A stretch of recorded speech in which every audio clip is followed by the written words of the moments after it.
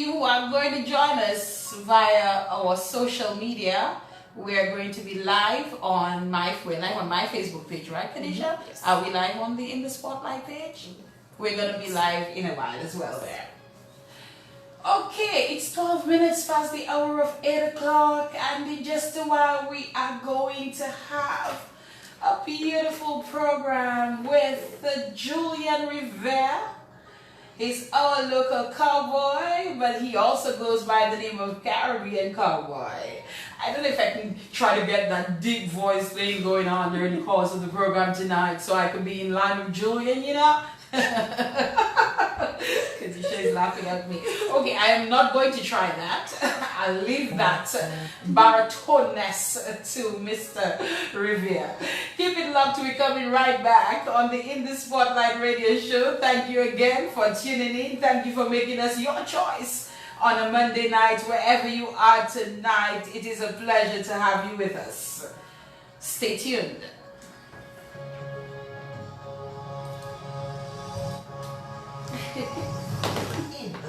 You're good. It actually wasn't that bad. It actually wasn't that bad. Was that the deep voice? Yeah. Yeah, well, you're good. Man. Like your intro. He's gonna start by playing something first. Really? I'm just saying. I just want to prepare. Okay. Just in case I need to use this. They were waiting, man. I forgot. I know. Oh, I'm Girl, gonna do it. with my sister. Girls tonight. You're probably talking about when you live now. I ain't on the radio, I haven't seen no live. What? Just coming on there like crazy. Q95 FM radio every Monday night from 8 p.m. in the Spotlights.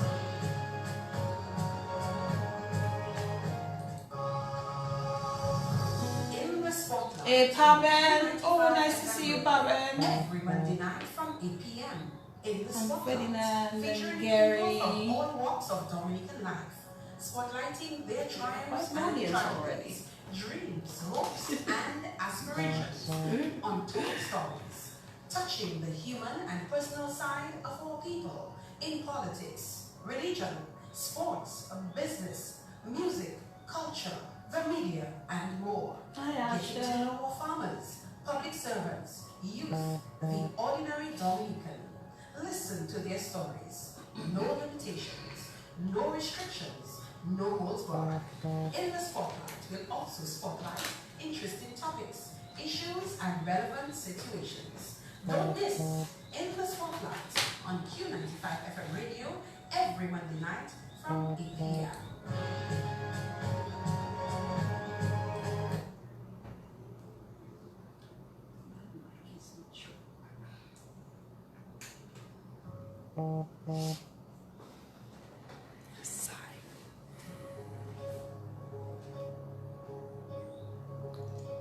Evening, Alexi. Big up Mao. Trust you, we Paben Maho.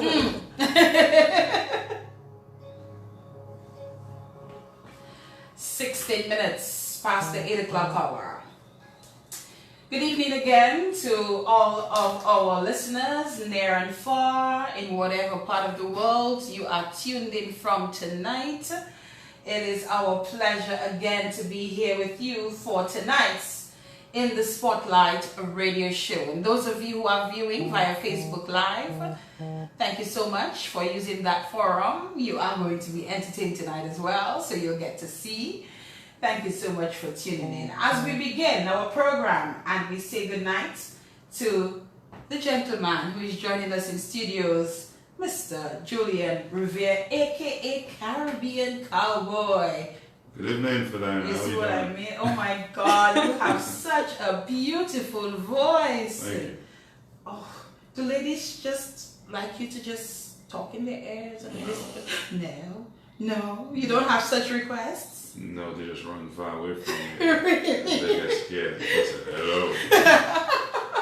Hey, what was that? Probably you have to just tone it down a bit, you know, and kind of like sexy it up a bit. Yeah, like this. Yeah, How you like doing? that. Yeah. Julian, good night. Good night. Good to be here. It's nice to have you in the studios with us, and thank you for consenting to be on tonight's program and for entertaining us as well during the course of the program. I think we're going to be fascinated by it all.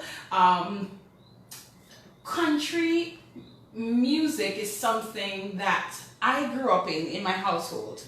My father loved country and western music, the Dolly Partons and all the rest, the Charlie Prides and all the rest of them. So I grew up knowing country music, and Gail, you'll remember that. I grew up knowing country music and loving country music. We are approaching the Christmas season, and we had the CD at home, the Dolly Parton and Kenny Rogers, that we would, I mean, once Christmas was coming, that would be the main feature at our home, you know, during the Christmas season. And so I just wanted to make the point that I do love country and western music, and I know that I'm going to be intrigued as to how you got into country and western music, why you decide on country and western music, why you play country and western music. So you have a lot of questions to answer tonight. All right. Are you ready to answer my question? Sure. But before that, let me allow you to say goodnight to everyone. Well, good evening, everyone. We're listening, and thank you for tuning in to Q95, and thank you for tuning into the Spotlight Show. It's a real pleasure of mine to be here. I love to talk about myself, what I'm doing. It's good that people know who you are and what you are, because it's rather they know than they just judge who you are. Mm-hmm. They have no idea what you're doing and where you've been. So it's good. It's good to talk.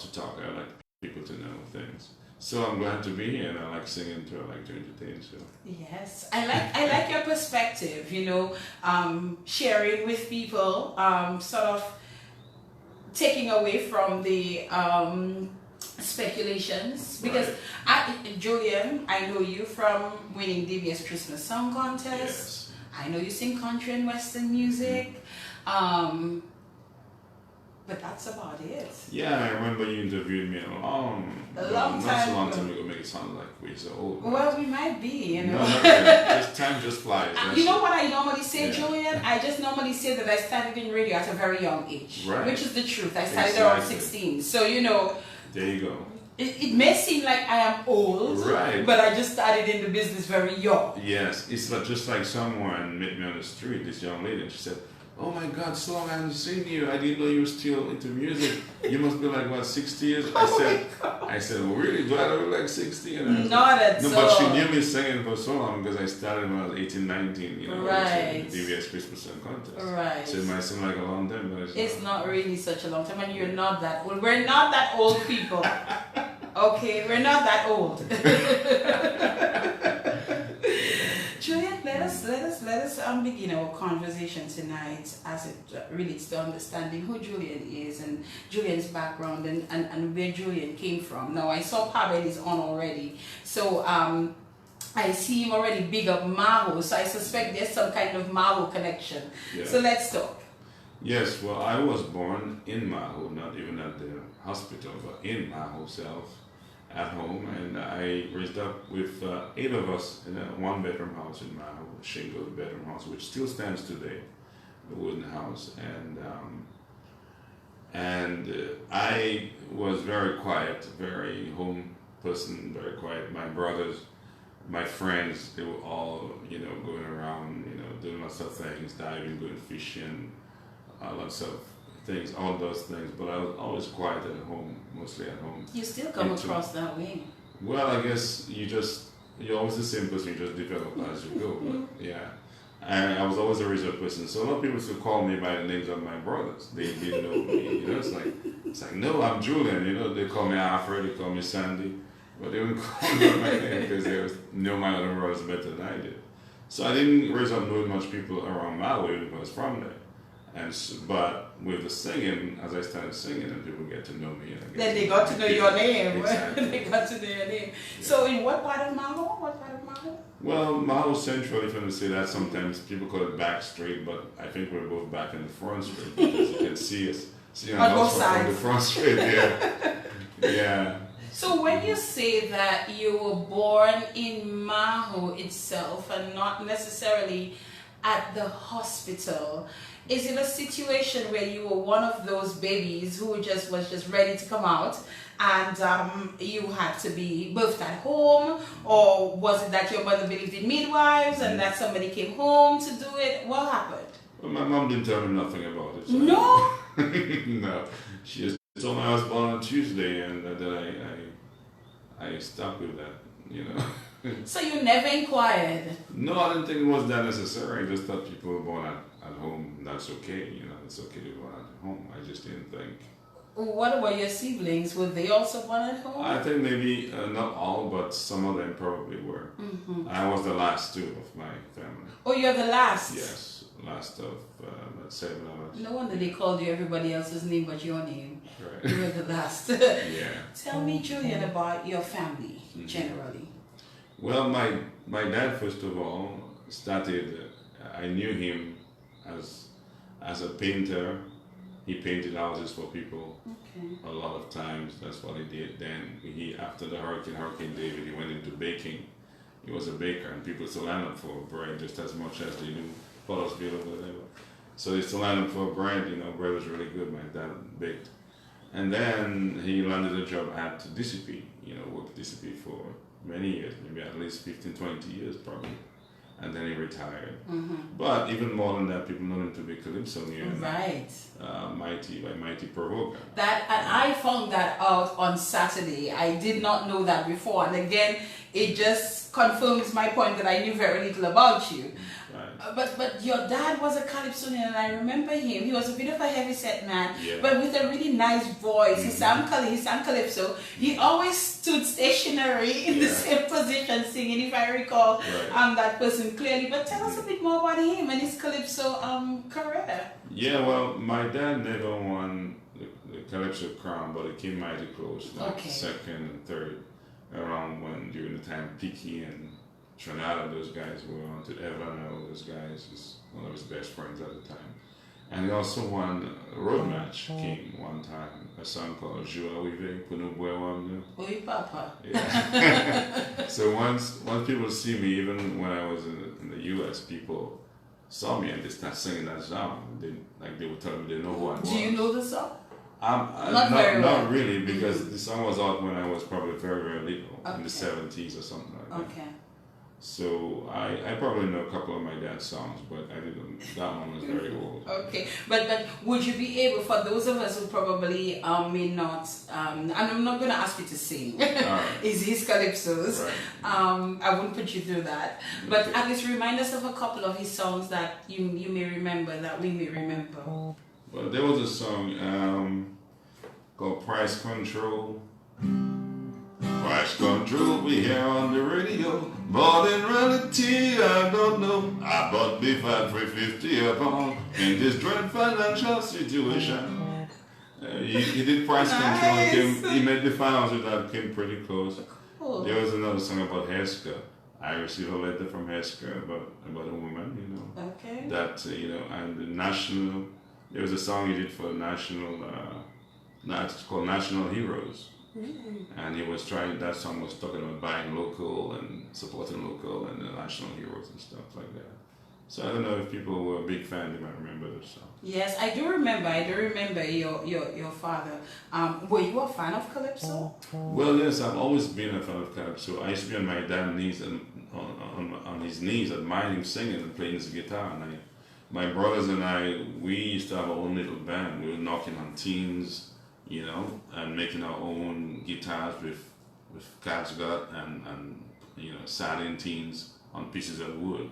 You know, I mean, you'd be amazed now the amount of things, you know, I could make right now and have a big exhibition, and for kids today to see stuff like that, you know, and making your own drums, your own toys, because we couldn't afford toys at the time. And if you got one water gun for Christmas, that was plenty. Everybody probably had to share that water gun. Well, at least each of us had one. Oh, well. It was tiny, but it was just squirt a little bit of water. That was good enough. But yeah, so my dad, I raised up listening to Calypso, enjoyed Calypso very much up to this time. And I do sing calypso as well. Really? Yeah. I can't imagine. Yeah, I won't call myself a calypso. I so can never. only hear you singing country and western. Okay. You know, you'll probably surprise me a little later on Maybe. with a calypso. Who knows? Yeah. But I can imagine the country and western for sure. So we spoke about your dad a bit. Is he still with us? I remember he passed some time ago. Yes, unfortunately, about 5 years ago, he passed away. He passed away. Yeah. Okay. And my mom, she was always a housewife. She took care of us at home. My dad didn't care about the working, and you don't see that happening too much these days, you know. And we know times are hard, but it was even harder back then. But it was nice that my mom stayed home and take care of us and didn't neglect us to try to. Although some people have to go somewhere to work to make money, but she took care of 6 of us and all that. And my dad went out to make the money to keep us fed. So yeah. And it worked. Yep. Give us a picture, Julian, of that household, that 1-bedroom household with 8 of you all under that roof. And give us a going picture through of Hurricane David what too, that was and like. all that stuff. Well, you just mostly sleep on bedding at the time. We were. Some people. I have one of my brothers. One of my brothers said we were not raised poor because he thought that we had to eat and we were able to go to school and stuff like that. But on an international level or probably economic level, yes, we were poor. Because I remember times when my clothes were torn and they could, you know, I walk around with clothes that had holes in it and that had patches in it, which you don't see kids with right now. Oh, they do, but it's a fashion. Oh, exactly. Well, Fashionable. it's different. Yeah, exactly. and so there were times we had to eat fruits for our meals, you know, like and roast cocoa, and I mean people eat it all the time, but sometimes that's all you had, like just a roast. You didn't have options or choices. Exactly, and then you get into your kitchen. And the kitchen is all black because of all that smoke from the wood that you use for fire. So you know we had coal pot too, but after a while, there were times when things get hard that you couldn't buy coals, you couldn't buy charcoals, couldn't buy gas, and you had to go to the store and buy a gil of oil, you know, that will last just for the day or the next day. So I think we're poor, definitely. I mean, we ate okay, you know, and because there's Dominic always has food. Yes. But living in a 1-bedroom house, the 1-bedroom was great for my mom and dad. So the rest of us just were in the hall. We just, when time to sleep, just push everything aside and put all the old beddings, take them up from the bag and put them down. And then when you pee in the bed, you have to go wash them by the river. I was about to ask you, and did you pee in the bed? Yeah, we all did. We all did, and we used to we used to get beating for it. So we used to kind of like, in the middle of the night, put the wet bed in Under someone somebody else's else, spot. right? I'm sure there's quite a few persons who are listening and can relate to that. Okay, I hope so. Oh, what? Julian, I'm sure there's a lot of people who can relate to the 1-bedroom household building in terms of, you know, a large family living like that. And I'm sure, you know, we'll see them typing it up in just a while that they can relate. I'm sure there's a lot of people who can relate to the roasting of the cocoa and the plantain and all of that. There are those who can relate to probably just having 1 meal a day. Right. And that's it. Yeah. Or going to school without shoes. Oh yeah, we got a basket of mangoes and decide, Mom, that's what we have for lunch. That's Just a bunch of it. mangoes. You know, I'm sure I know there's a lot of people who can relate to that kind of living, you know, at some point in their lives. But the wonderful thing about it, Julian, is that it never lasts forever. Right. It never lasts forever. Right. You're here today with your guitar. Your clothes are not torn up, are they? No. No. But take us through the journey. So as a young boy growing up in Maho with your siblings, by the way, tell me about your siblings. I always like knowing about the rest of the family and where they are and what they're up to. Yeah, well, I have one brother who passed away. He was a customs officer at Revere. He passed away about 3 years ago. Oh, I'm sorry. Yes. Yeah. Sudden? Well, no, he had cancer. Oh. So, yeah. That dreaded cancer. I know. The C word. I know. And he was part of the thing that influenced me to come back to Dominica too. Oh, I He was see. part of that influence. Okay. And so, which we might talk about later. Yes. But yeah, and then my brother Arthur, who was also a singer, he took part in Calypso some time ago. He was called Revere or something like that. Braver? Yeah. Yeah. Revere. Is it Revere? Is it Revere? Did you change it? I don't ever remember somebody being named Braver. Okay. Yeah. Well, I hope I'm right. Oh, Meadow Reeves. You know, we call Meadow Reeves too. Meadow Reeves, okay. Yeah. All right. So maybe he went around with different names, but that's what I remember. Anyway, he lives in Guadeloupe and doing well for himself. And he was quite a singer. I remember there were times he used to sing like Elton John, John Cicada, Michael Bolton. I love Michael Bolton, and you know all those things. John So we used to do gigs together. I used to sing country, he'd sing pop. Where? Yeah, in Roseau. We used to play little gigs here and there, Castaways Hotel too, you know. Not very often. But it's okay. But we did some gigs together. Right. And now I am playing with a brother of mine right now here. His name is Sandy Revere. He's an electrician, but he's also a great musician. A lot of people didn't know that. He plays bass, he plays keyboards, he plays guitars, and he sings very well too. And we raised up singing country around the house, so he's so good backing me up, you know.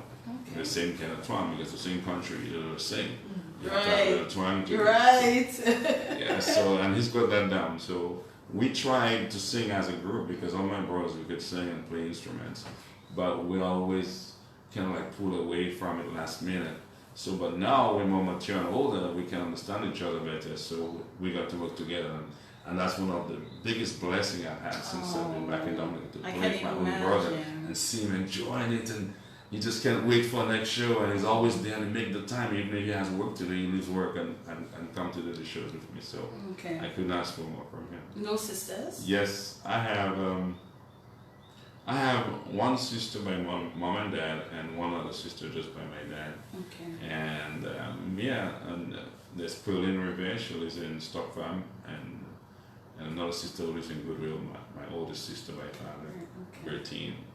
And I have a bigger brother, Burton. He started singing country long before I did. He used to live in Jimmet, and he still lives there.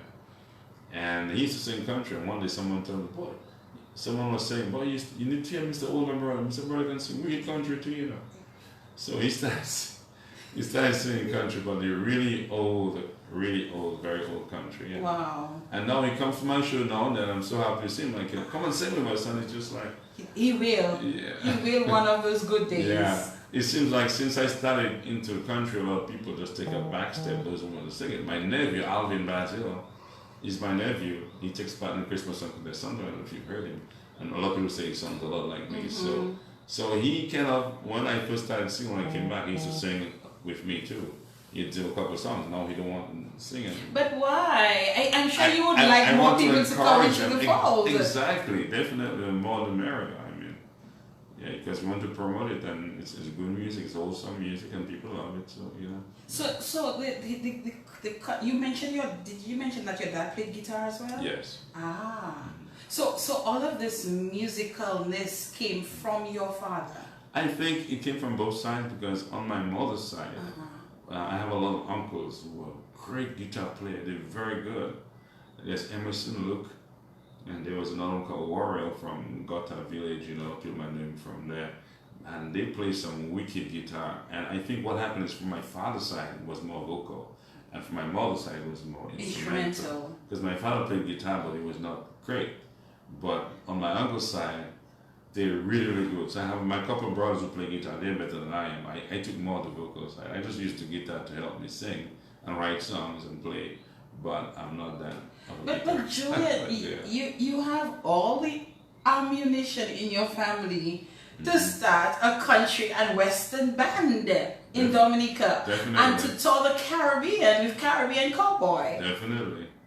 We need to get that going. Yeah. It's easier said than done. But sure. You're right. Seriously, people love country and western music. Yeah. And we do in the Caribbean as well, because we grew up on that. Right, and people are like, the first thing they tell me in the States, how can you come from a small island that plays reggae and calypso and this stuff, and how do you get into country music? And it's like I said, no, well, we've always loved country music in the Caribbean in general. It's not our big time music. It's not our main type of music that we enjoy, but everybody has listened to Kenny Rogers, like Kenny Rogers, Randy Travis, and Charlie Pryor, Jim Reeves.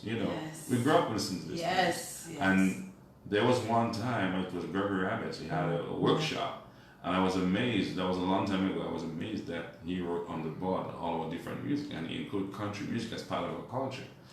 Some people might not see that, it's not our roots, but it was part of culture because we grew up and our parents grew up listening to it.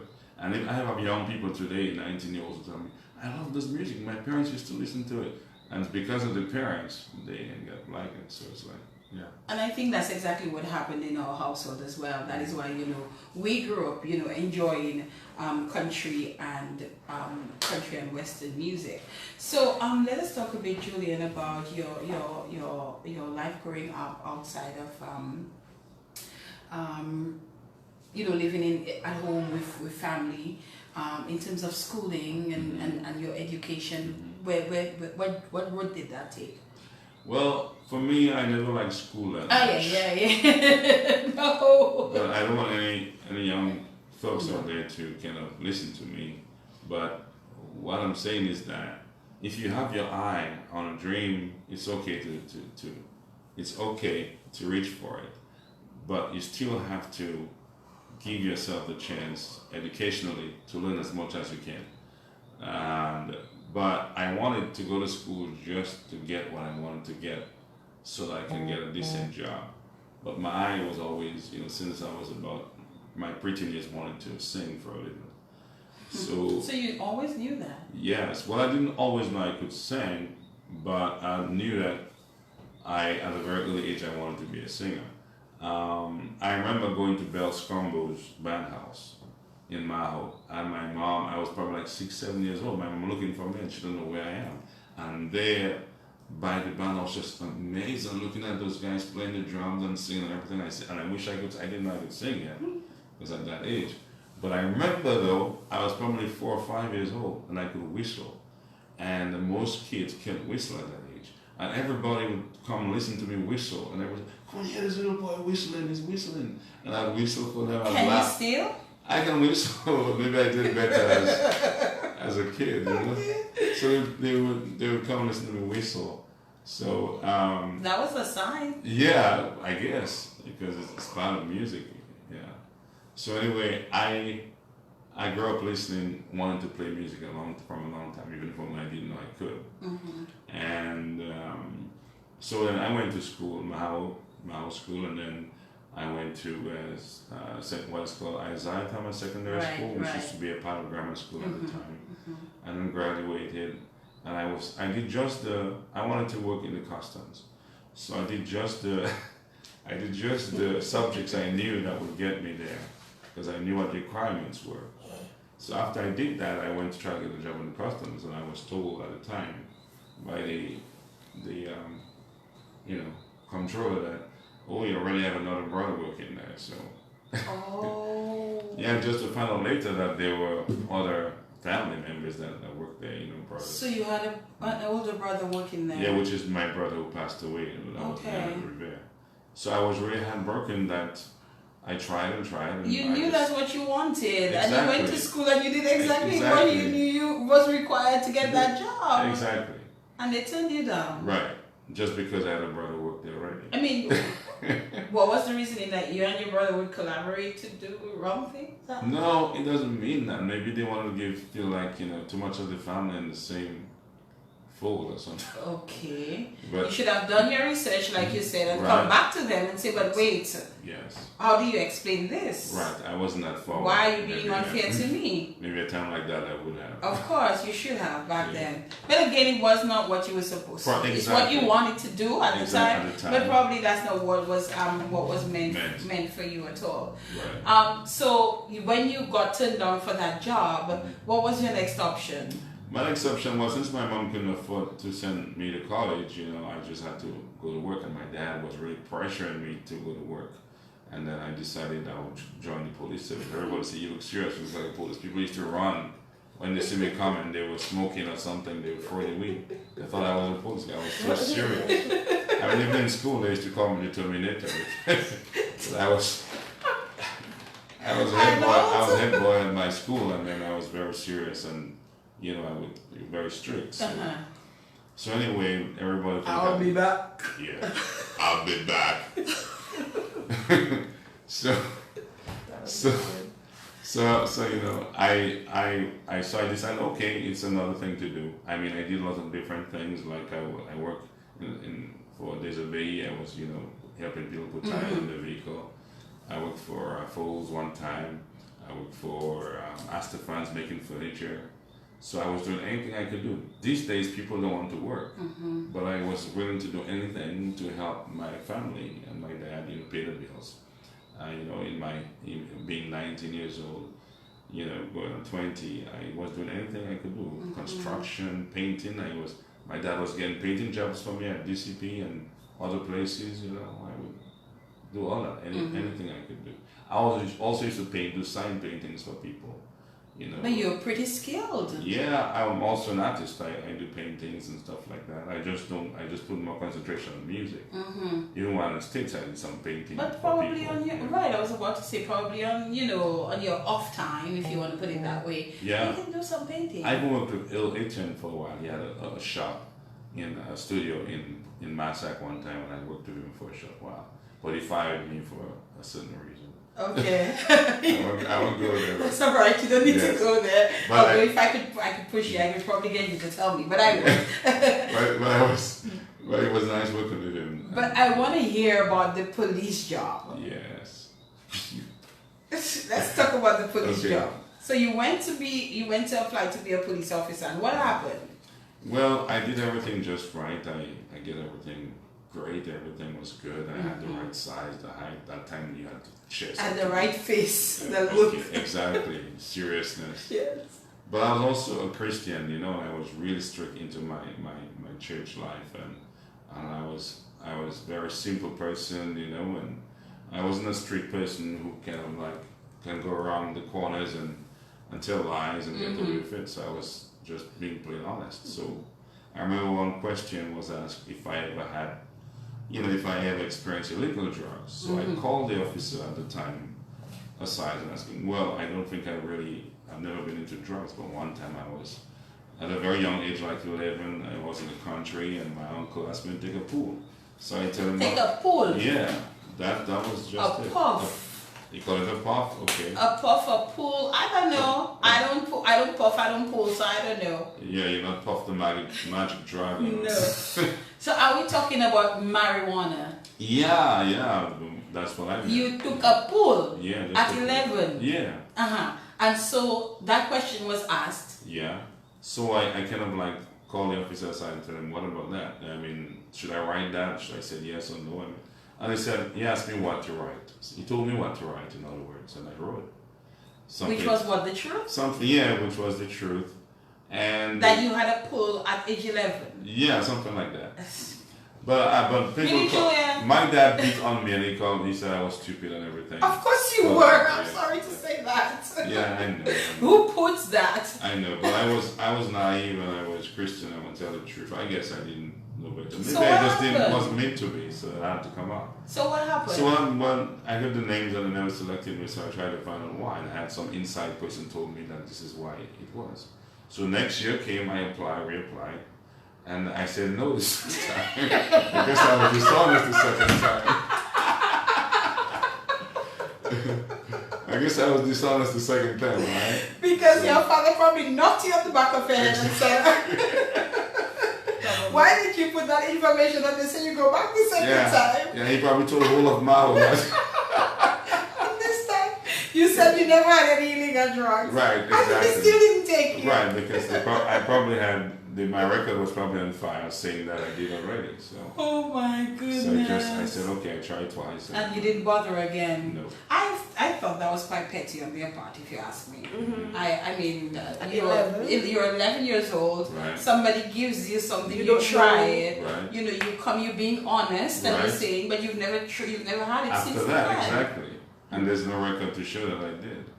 So I found, that's why I didn't think it would matter if I told them. Didn't you write a song about that? You should have I written thought it a was too song. bad to write a song about it. You should have written a listen song to about that. that. It's never too late. It's never too late, Yeah, right? so that- You should. We're gonna take a quick break, Julian, and when we come back, get ready to do a little something for us Sure. in between our Yeah. conversation. Definitely. All right. Keep it locked. This is the In the Spotlight radio show with Julian Revere, and he is our very own local country superstar known as the Caribbean Cowboy. It is 8:47. The time in our studios. The In the Spotlight radio show. Good night. In the spotlight on Q95 FM radio every Monday night from Somebody said you're missing your cowboy hat. featuring You always I have one. always at get home. that. No, I always get that. I always get people telling me, teasing me about it. That's your song. That's funny though. That Yeah, but sometimes. we're still live on social media. Yeah. Yes, Just so you right. right. But But it's some- okay. Okay. Yeah, but sometimes people just tease you, but they know that you're not gonna have the car wherever you go. Come on. Exactly. You have the guitar. Right. That's sufficient for me tonight. I didn't want them to have to bump into the mic. So. Oh, okay, makes sense. Yeah. Not only that, it would probably cover your face, Exactly. and then they wouldn't get to see you Cast a properly. shadow. I Which wait is what for- happened with Yeah. a guest we had 2 or 3 weeks Mr. ago. What's his name? Lynn. Yes. Scotland. Yes. But I wait when I perform after. Yes. one-on-one. Ready, Julian? Personalities, educational and informative topics and issues, Intriguing and entertaining. you must listen to In the spotlight, Monday nights from 8 p.m. on Q95. And one of the perks of having our Caribbean Cowboy in studios tonight is that during the course of the program, he's going to be giving us a little musical interlude. So over to you, sir. What are you going to do for us now? I'm gonna play a song that I came second in a Valentine's Song contest quite a few years ago when I was here, and I kind of like modified it a bit when I was in the States, and I presented it to some folks in Nashville, and they thought it was a really good song. And so it's one of my favorite songs I've written. It's called Naturally Beautiful, and it's about the woman, and I hope you like it. Because Okay. It's about you. It's so hot. Me, oh, Kanisha. Don't be jealous. Okay, well, I think something went out of tune here, so I need to fix this. Sorry.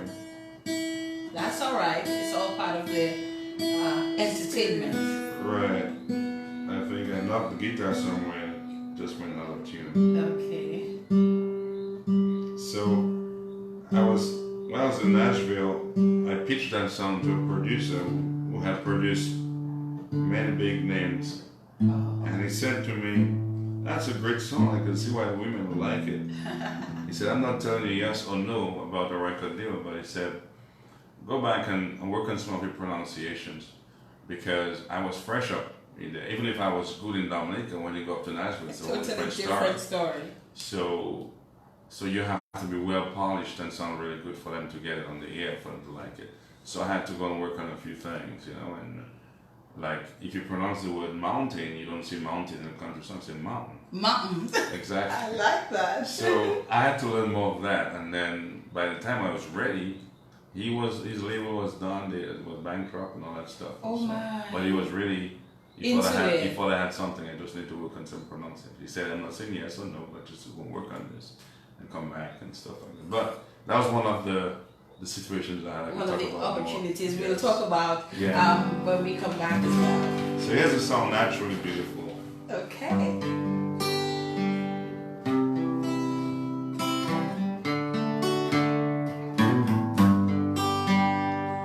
Out here in my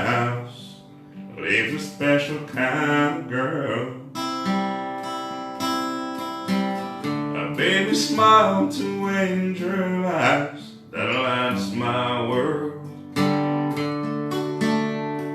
She's no friend of makeup, her dress is cut low tight to make men stare and wonder at her sight. No relaxer in her hair, no polish on her finger. She's special in ordinary ways, thankful for the way she was made. She's naturally beautiful, like a country boy's dream. Naturally beautiful, if you know what I mean. And all of the lovely ways matches a pretty face. She's all the reason I believe there'll never be a more wonderful thing than the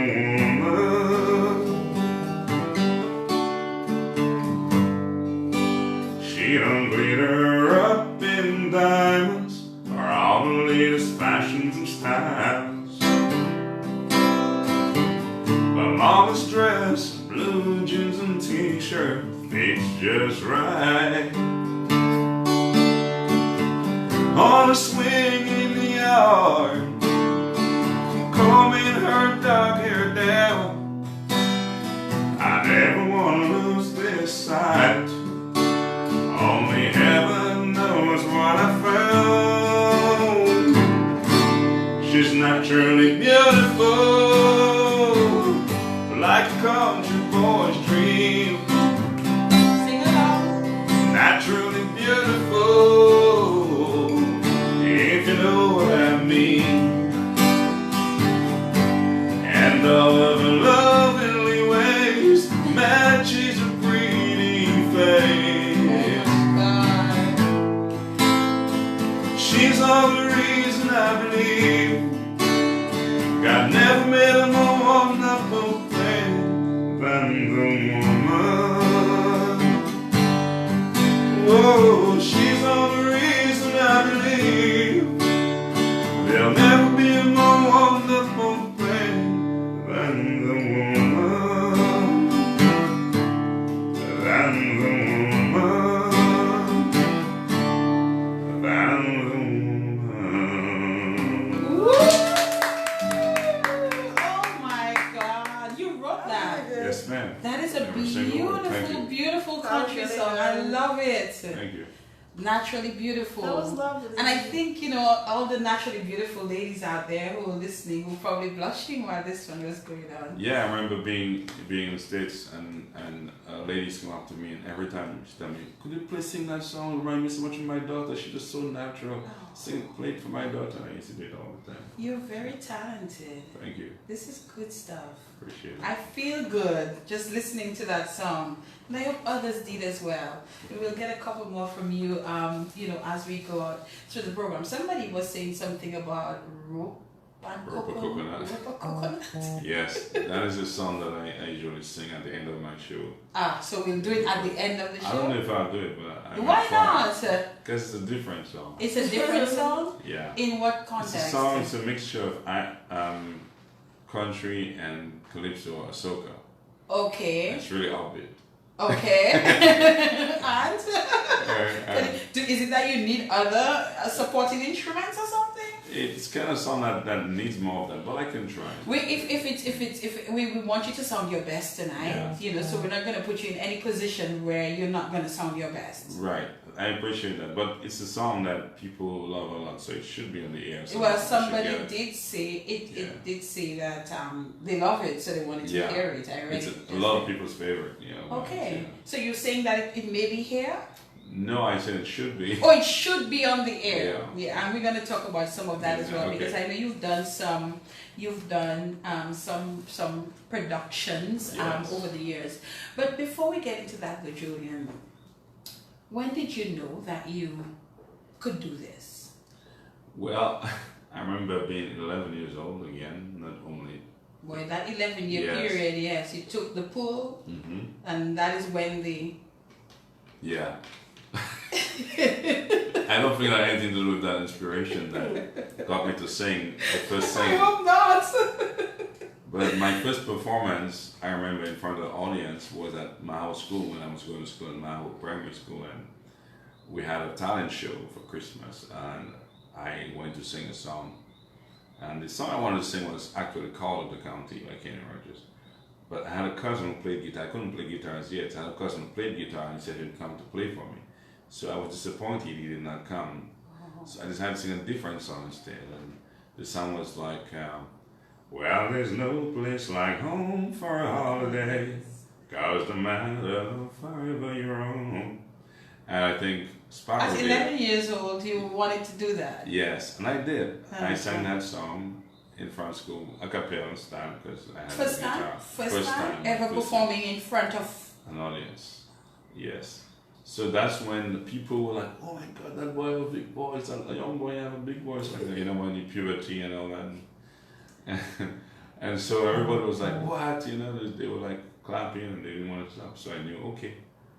And then I started singing in my church, gospel, country and stuff, started writing songs and all that. Influences. Who influenced you even at that age of 11? Well, the first influence was my dad singing calypso. But when I started getting to the age of about 11, I was listening to Johnny Cash, Matthew Robbins, Merle Haggard, all those country singers. I had a neighbor who lived right next to me, and he had all this collection of country songs, and he would play them. My parents didn't like country music. My dad would always say, Pies mun pa mola. Pies mun pa, yeah, tiwis sala, pies mun pa mola. You understand? My dad was not too much in the country at all. And my mom didn't care for it either, but she sang in church, you know, the gospel songs and the hymn books and so on. But, so yeah, I think at that time, my neighbor played it a lot on the radio, and I used to listen to it.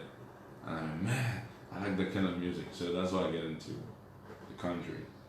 But I've always liked the Gordon Hendersons, the Carmacks, the Exile. So you liked your Kadas as well? Yes, I actually love this music. I mean, you listened to a Bells Combo song one time, Simplify Yourself. And I just tell them... Simplify. You see what song you're listening to? Simplify Yourself. Naturally Beautiful. Yeah, there you go. Yeah, I'm a naturalist. I eat natural too. I mean, I just really believe in natural a lot. So, yeah, so I like that kind of music because it had that same type of warmth that we get from country. There was a message in those songs, you know, about Punyo Coco, South Opinion. There was always a message. There was always something about Sulit and Beth, Aleba Livia. I mean, and the beat just nice and it just sinks in. So I really enjoyed the music, and there was nothing dirty, hardly anything dirty about those kind of music. And so that's why I like country too. It's kind of clean and you can understand the lyrics, it tells a story, you know, puts you in that state of mind. So outside of your father, who were some of your favorites? Okay. Well, Charlie Pride, who Pride. was the biggest ever, you know, superstar, country superstar, was African American in the U.S. And Charlie Pride was one of my favorites growing up. And that's in the early years. Johnny Cash, Matthew Robbins, out in the West Texas town of El Paso, I fell in love with a Mexican girl. You see? You know. What is going on? But my first tape that I remember buying was a Kenny Rogers tape with all those I'm not seals. surprised. Yeah, it was Kenny Rogers first.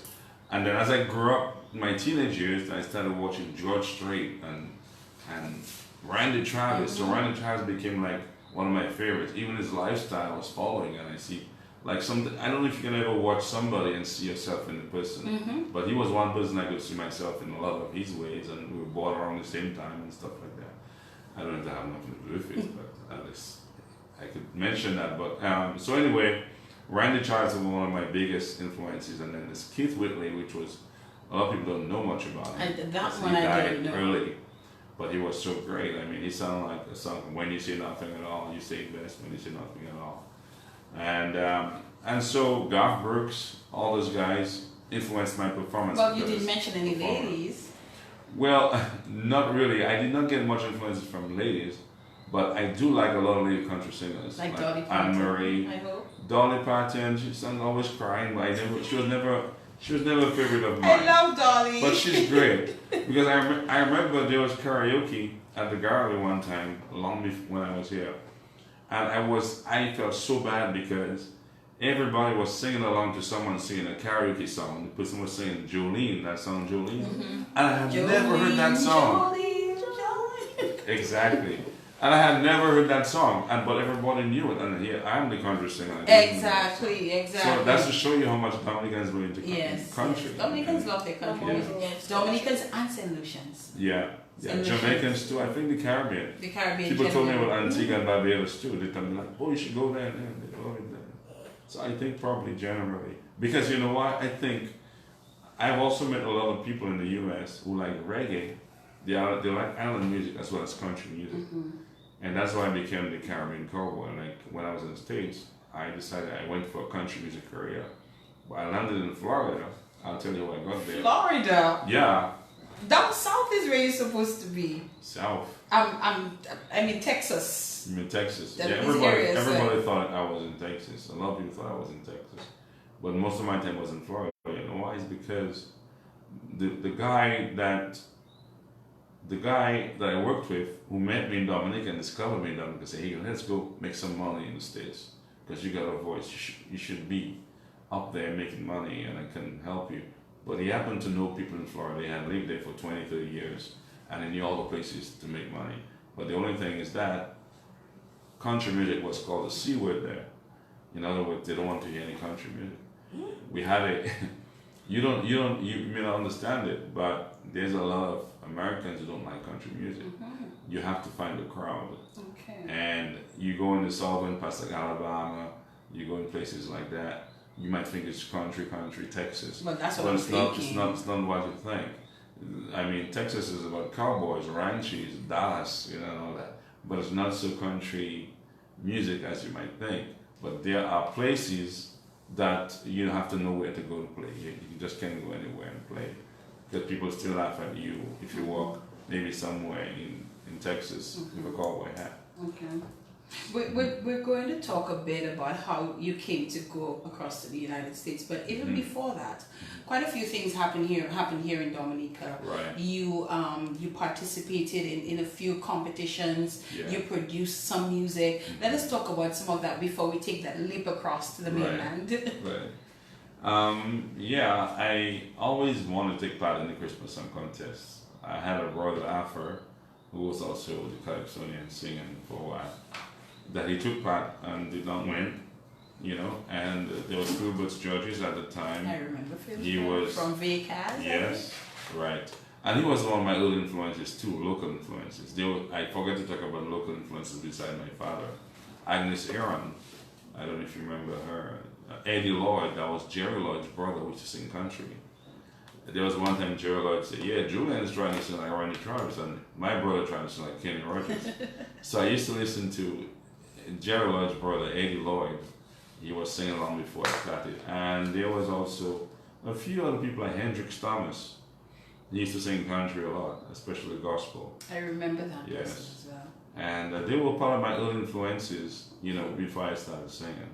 So, I forgot the question you asked me. We were talking about, before going across to the US, that quite a bit happened here in Dominica in terms of some of the competitions that you took part in, some of the music that you produced. Well, I think I took part in more than a dozen competitions because there were lots of Down Festivals competitions I took part in. There were more competitions in the past, like there were the Valentine's Song contests, about at least 4 or 5 of them I took part in. There were some Mother's Day Song contest DBS used to have there, and of course the DBS Christmas Song contest, which I always want to take part in. So when I took part at 19 the first time, I won the very first time I took part. I won, and I was very, very happy. My mom had just passed away, and I wish she was there. She would have been proud of me. It was something big for me, no matter how small it might look. It was a big deal for me. and I went on to win it twice again after that, 3 times. I remember you. Yeah. At that time, I was very much involved. I was Right, at you DBS were. at the time, Yes. so I was very much involved in the DBS Christmas Song Contest. And I remember you always made an impression, and people were always so taken away by you in terms of your voice, your actual presentation, and what you were never dull on the stage. You always gave people a performance. You entertained people, and I think people always looked forward to seeing what you were going to bring. Right. You know, at that DBS Christmas Song Contest, and you always brought it. Thanks. I never heard that one before. Yeah, well, That's no, good. you just say things sometimes. Thank you. I always have that in my mind. I am a very laid back person. I'm not very forward. People think I should push myself more, but Yes. I'm not that way. I think when I get to perform, I do my best, and I sell myself better that way. So every time I go to perform, I want to make that impression. And it's not because I'm singing country and people are singing something else, but it's just because I believe so much in what I do. I enjoy it so much that I want to perform my best. And so yes, I came second in the Dumbfester a few times. I in the Valentine's Song Contest, and then just this year in the Dumbfester I came first. You won. Yeah, Congratulations. I just wanted to do it because I always wanted to win it. So now I got the You chance. won I it. said, let me do that and then move on again. You know, and I like to give the fans something new because our music industry in Dominica is saturated with a certain type of music.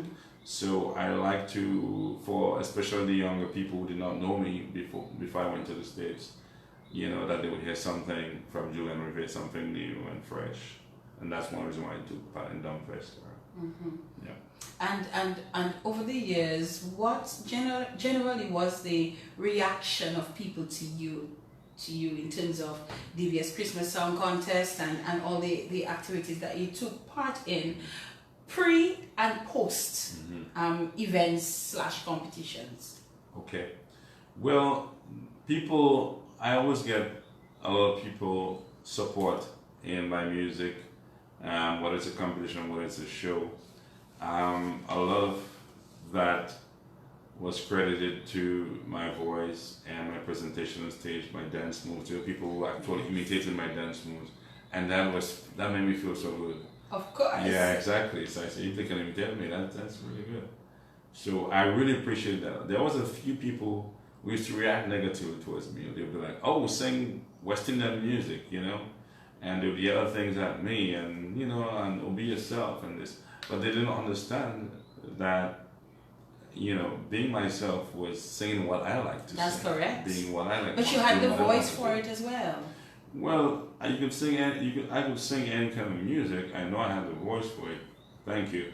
But I could sing any kind of music. There's a lot of different music I like, and I could change my voice to suit any kind of music. Oh, 'Cause really? I do sing reggae in my shows. I do sing calypso. I need to come to sing- see you perform. Yes, R&B and stuff. Yeah. You've seen him, Kadisha? No. Oh, I've seen him perform country, but nothing else. I see. Okay, exactly. I think I've mostly seen you do country type kind of music. Right. I have not seen you perform since you've been back here in Dominica. Okay. I understand you're going to be at JR's on Saturday. Yeah. So maybe if I have the time, probably I'll pass and drop by and check you out, Julian, All this right. Saturday. Right, yeah, and every time we play that, it's a whole different situation. Like, we bring the mood wherever we play. If you find a place, it's not where you might go, but you come to listen to us, and it's a whole different ballgame. We put you in that mood where it's nice and everybody's dancing. It's like a family. It's unbelievable when I came back, the response I've gotten from performing, both monetarily, people giving tips, and by just singing along. And they would sing along the songs, like it's a big family. Yes. Country roads take me home, To and the everybody's place I singing. belong. You see, I Exactly. know the music. Yeah. Somebody's saying if you're gonna do Gambler, do you do that sometimes? Yeah, I usually do it on my live show, but like maybe here, not I tonight. prefer to do my own song. And I appreciate that Yeah. too. I have no issues with that whatsoever. So we'll do your own songs, Julian. Julian, we're going to talk about the move to the United States in terms of pursuing a career there. What's led to that decision? How did it happen? Well, as I was saying, when I was in my early teens, 16, 17, I'd seen Randy Travis perform, I've seen Garth Brooks perform, those guys. Have you met anybody that you have? Yeah, I have met. I wish I had met more. It's not that easy to meet them unless you're really at their level. Right. But I met George Jones, yeah. Cool. Yeah, and he's really the king. You know George Jones, right? He stopped loving her today. Yes. So I met George Jones, but I wish I could have met someone like Randy Travis Yes. or Charlie Pride and have a conversation with them, just hang out and have a drink or something. But it's not that easy. So what you do, you get chances where you get the sweepstakes and tickets to meet them backstage. And then when you do backstage, I mean, you have to join the fan club to meet them. And even when you do meet them backstage, it's just a handshake, a photograph, And that's it. and autograph. So it's really not that easy. If you're in Nashville, where a lot of them just pop up at a bar, you still have to like contain yourself and don't go bothering them. You can just tell them you love their music and that's it, and move on. Really? So yeah, because they're celebrities, they cannot have everybody just, you can't just hang out with them like that. but definitely, yeah. But before I try not to get away too much from the topic, what got me to the US, I always wanted to sing for a living and see people dance. And I had that dream of people singing back the songs to me while I'm singing. So all those things, I just wanted to sing and make people happy. That was what pushing me. At first I wanted to be a psychologist. I did some courses in human growth and development and other courses with some missionaries here. I wanted to help people. I always want to make people happy. I always want to make their life better. I always want to say something or do something to listen to them. So I wanted to be a counselor, that way I could do that.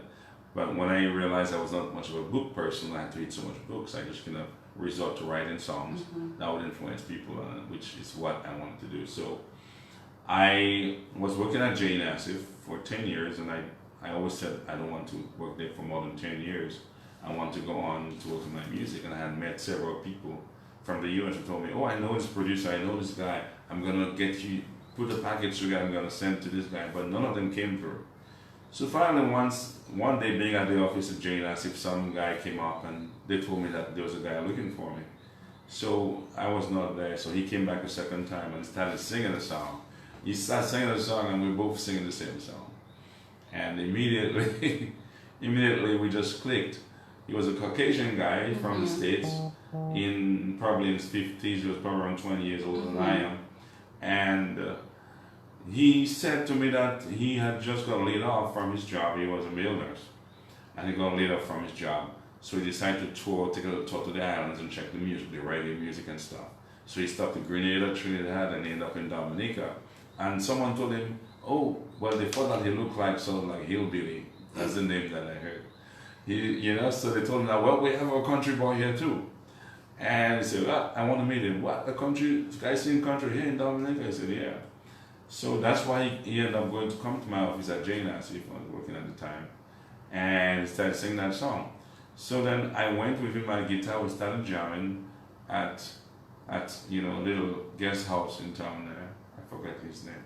But anyway, we went to his guest house and I played for him and he was just blown away. Wow. And he was like, man, we got to go to the States. And I said, I told him I've been wanting that for a long time now. They were promised. I didn't just want to try to get a visa and go to the States and not know where to go. So you couldn't go without a plan. Exactly. So he knew just about everything what we had to do. So I took him to the Baldwin Lake, which I had been to once already. I did not want to go there again. And most people, if they've been once, they don't want to go there again. So I took him to the Baldwin Lake and we bonded there. We talked about music and stuff, and we just gained confidence in each other. And he sent me a ticket. You should have brought him to the freshwater lake then, in that case. You didn't want to go back to the Baldwin Lake. Well, I think he was very. He had faith in me that I was a good man, good nature. So he decided he wanted to be my partner, music partner. And he was already playing for a band on weekends and not doing very well up there, in the country band. And so when he said to the people he was going to bring a guy from the islands, they were like, oh, really? Yeah, what to see what that is, I tell you, when I landed, so he invited me to the States and he put my paperwork together, everything, and got me up there. So when I got up there, it was like really crazy, right? It was my first time in the States, and I was like a little boy from a small village, and I just didn't know where to start. So he was the one to push us everywhere and to get everywhere, and we just went clubs after clubs and singing on mics and everything. But in Florida? Yeah, because Florida has it's a big hotel industry. If people don't come to the Caribbean, they go to Florida, like those from the north, Michigan, New York. They go to Florida because their sun it's their Caribbean place to go to Florida. And I did not know that Florida was so much like the Caribbean here. And they steal a lot of things from us. They call a lot of the places Caribbean names, island this, island that, Caribbean this and that, you know. So they capitalize on having sun, the Florida sun. So when we got there, there's a lot of tourists, there's a lot of resorts there, a lot of places to perform. So it was a place to start. Our idea was to go to Nashville, but we wanted to start in Florida since he knew this place and had played some of them already. So that was it. But as I said, country music was not very well received where we were in Florida, in St. Petersburg, Florida. St. Petersburg was near Tampa, and Tampa just about 3 hours from Miami. So it was called the C-Word. So I remember we went to an audition one time for an hour, and I sang only a reggae song. So I had to resort to singing a reggae because it came natural from hearing it here. Because I always loved Bob Marley and stuff, so Pretty Little Birds and all that, and some of Calypso, like Sparrow and all that stuff. So I put some island music together, and we started doing that. And because nobody wanted country music. So you put the country music aside for yes, a while. I had to make money so I can you had to support myself. Exactly. Yes. So it's like, why in Florida when you came to Nashville and sing Tennessee and sing country? But I didn't want to. The guy brought me up there, so I didn't want to say, "Oh, let's go to Nashville now." I understand. He said, "Well, we have to work on things, work our craft and stuff like that." Which makes sense. Yeah, and new people there. You don't want to go a place that he himself is stranger to either. So anyway, while playing the calypsos and the reggaes and all that, and some other rock, old 80s, 50s, 60s, that too, Otis Redding, those guys, Dock of the Bay, and all the songs, I would just push it on the country and then now and then, and people were just like, they couldn't believe it. Really? They said, "What? This guy has an island accent," and he said, the funny thing is when I was in Dominica, people used to say I was yanking, right?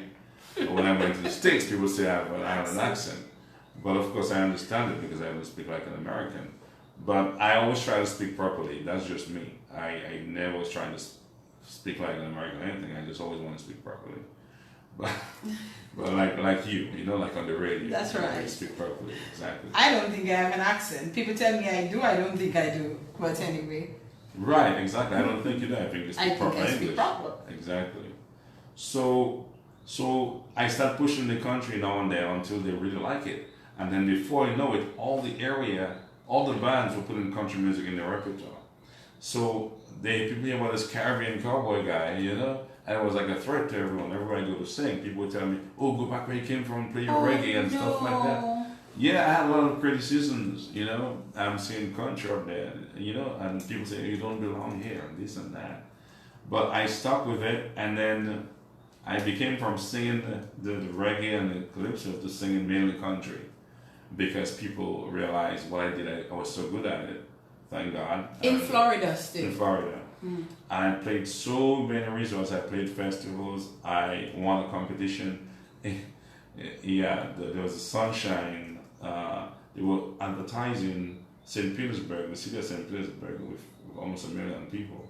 There was a competition for the voice to represent the city as the Sunshine voice, because they're advertising as a tourist destination, as a sunshine city. So I had to sing a song, and we had a show, and they picked like out of 200 people, they had to go to 40, and from 40 they did four voices. So I was one of the 4 voices there. And they were advertising it on the TV and everything. Cool. So yeah. You got paid? Yeah, very well. Just checking. Yeah, definitely got paid very well. And so we had to do several shows as a campaign and all that stuff. Then I took part in the Nashville Star audition. I don't know if you remember Nashville Star. It's something like American Idol, but country style. Okay. And in Florida, like in state, not in state, but each area in the US, they had, like hundreds and hundreds of people audition. And I had just gotten there, it was 2004, I had went up there in 2002. So I was just really getting into the whole culture and system and the music and all that. So I went to audition, and out of 250 people, I made it to the top 10. And the only reason why I didn't make it to the rest, I'll say that because I didn't have my papers, and they wanted me to be legal, there. Julian, you could have won. I could have won. Yeah. Oh. And that was the main. Unbroken. No, it's okay because that was the main setback for my whole music career in the US. Oh. Not having. Really, that. Julian? Yes. With that kind of, I'm gonna say something that probably I really shouldn't say. All right, go ahead. I was gonna say with that country voice, you're a good-looking man. Thank you. All you had to do was marry somebody up there and get this record thing going. Oh, were you married already? Talk to me, Julian. No, well, I decided that, I had a visa and I applied for a work visa as an artist. And I had gotten a bunch of trophies from here. At least a dozen trophies I had gotten here. And I went to a lawyer and he said I can use all these things and all these pictures of the trophies and to get me, work visa so I can work here, on every 2-year basis and renew it. So it was rejected. What? Because the lawyer. Oh, we can't blame Trump. No. Trump can't be blamed for that one. No, that was way before that. Bush was in power at the time. Bush. Yeah. Which one of the Bushes? The younger Bush? I think, yeah. I think so, but I wouldn't go. That was just a little humor in there. That's all. I understand that. Somebody says behave for that. I understand that. But the laws of a country have to be respected. Of course. And so the reason why I did not get the work visa is because the lawyer should have known that. So I think it just took my money. Oh my. They wanted you to have already been established and won Grammys and big time already to be able to get the work visa. And so all the things I had from down here, the newspaper write-ups I got, didn't matter. So he just took my money really. So anyway, I had to take my chances. You should have written a song about that. Took my money and ran. Everything is right a song about yeah, of course. Yeah. So anyway, I took my chances. Well, the truth is, I really wanted to get through with my music, and I was going to marry someone that would help me there. I went to Nashville, and everywhere I turned, I almost got a publishing deal. And that is to write as a writer because I'm a very prolific writer. I can write like 10 songs in one day. You've written over 1,000, I see. Yes, definitely. Yeah. So I write all the time. I write a lot, and I've been writing that from a young age.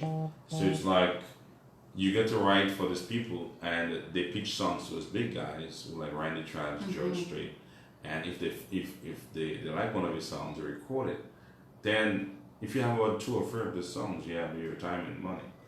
So that's how lucrative songwriting is when you're in Nashville, And sometimes if you don't live in the spotlight, you don't live in the stage sale, you just resort to writing songs.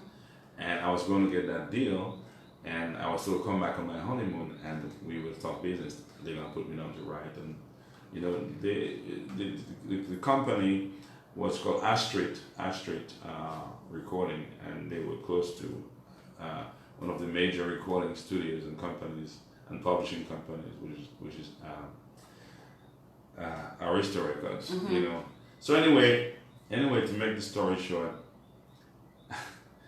I was going to marry someone, and I was going to get all that done because that was the only thing keeping me back from moving up. Because I went to try and get jobs, support myself, and when you're in Nashville, the thing is, you can sing every day. You can sing every day but never get paid for it because so many people do it and trying to break through. Right. When you're in Florida, you can play and get paid. Right. But you won't get paid in Nashville. In California, I understand when you have to pay to play.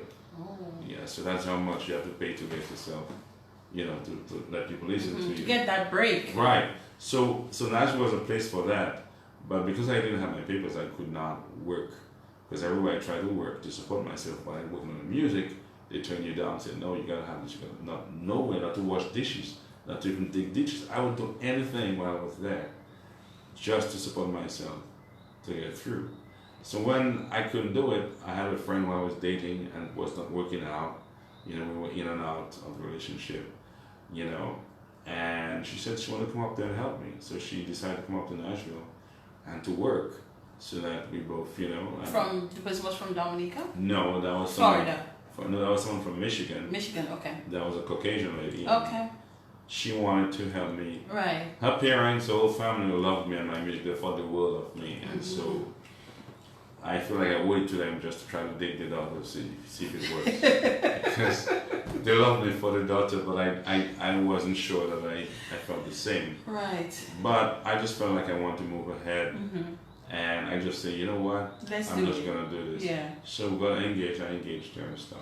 Because I hated to see that she was the one earning the money. Right. And I couldn't earn to help. Right. And so she was helping with my career by being there to support it. But sometimes but that's how it starts off, yes, though, but that's Julian. not the man I mean, you feel find about sometimes, in marriages, even or in relationships, somebody helps the other to further their studies while the other one waits, and then, Yes, it's true. But I always felt as a man that I was supposed to help provide. Be the provider. Yes. Not the one provided to. Yes, exactly. Or at least both of us. Yes. But even more than that, I loved her as a person. I loved her but like you a were not sister. in love. We had a lot in common, but I was not in love with her. Yeah. And she knew that, but she was accepting it. She was settling for that. Because she loved me, but she didn't love the same way, but she was okay with it. Okay.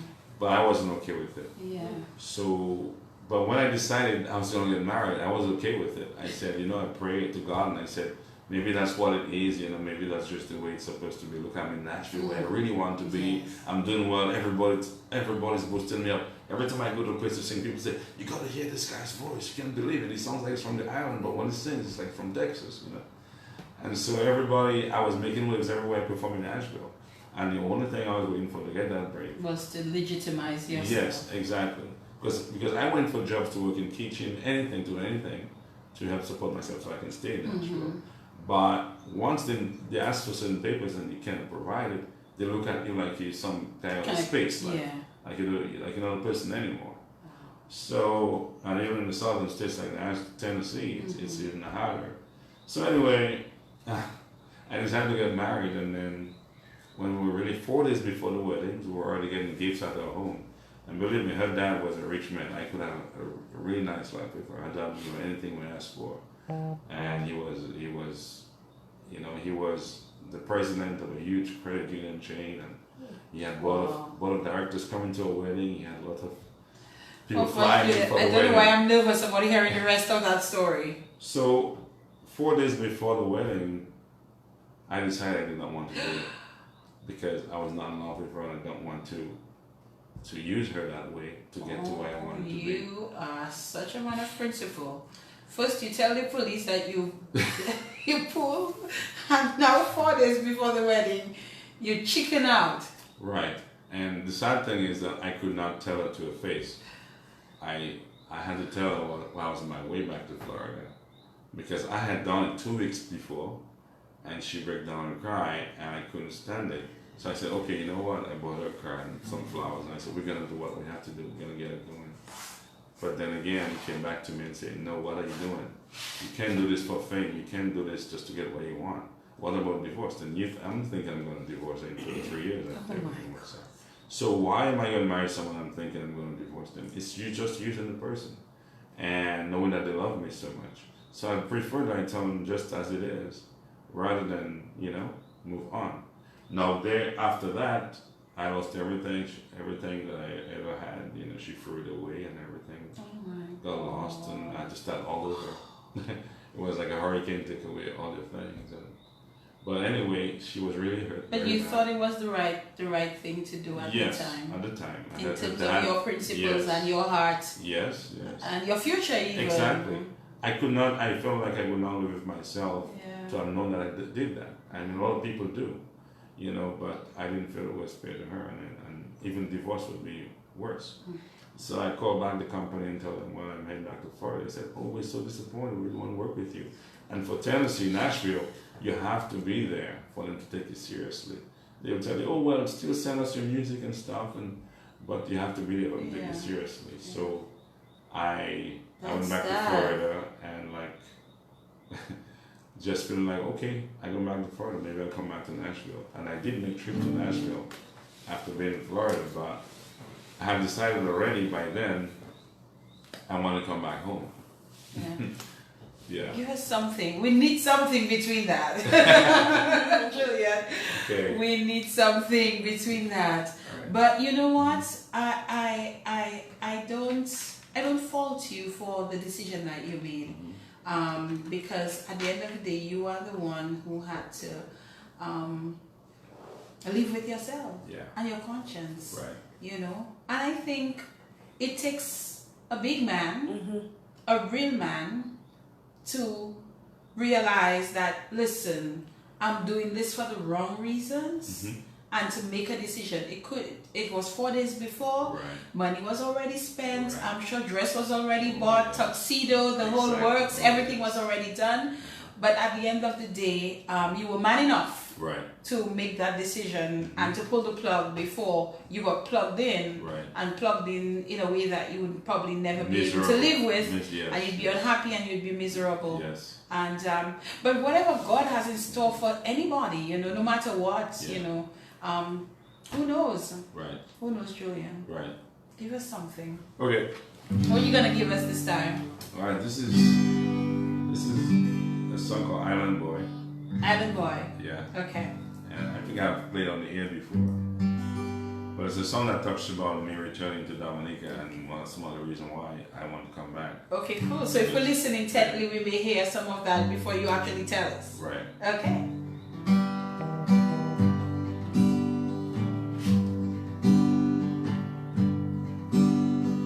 New York City lights, Nashville music sites are amazing.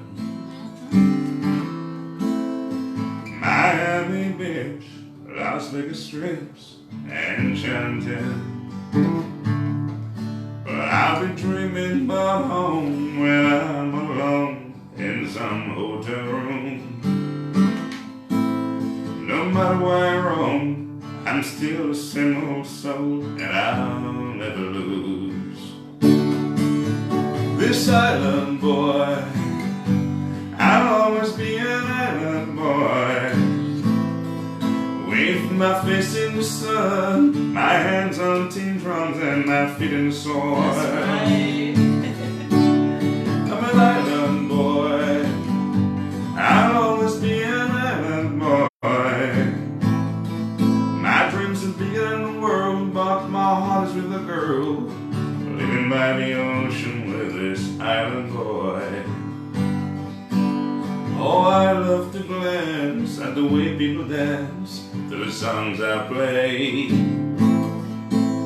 When you roll into town, folks gather around and you make their day. But deep down inside, I can still hear the tides roll on black sandy shores, and the hard stormy rain that soothes any pain when you're holding someone you love. Yeah, I'm an island boy, I'll always be an island boy. With my face in the sun, my hands on tin drums and my feet in the soil. I'm an island boy, I'll always be an island boy. My dreams are bigger than the world, but my heart is with a girl living by the ocean with this island boy. I reminisce of the days when cricket would play with bats made from coconut bark. We'd line up little rocks, push wooden trucks made by our own hands. And all the snow up north and the good that I got can cover the sweet memories. I'm sipping coconuts, picking mangoes on treetops in the warm island breeze. Yeah, I'm an island boy.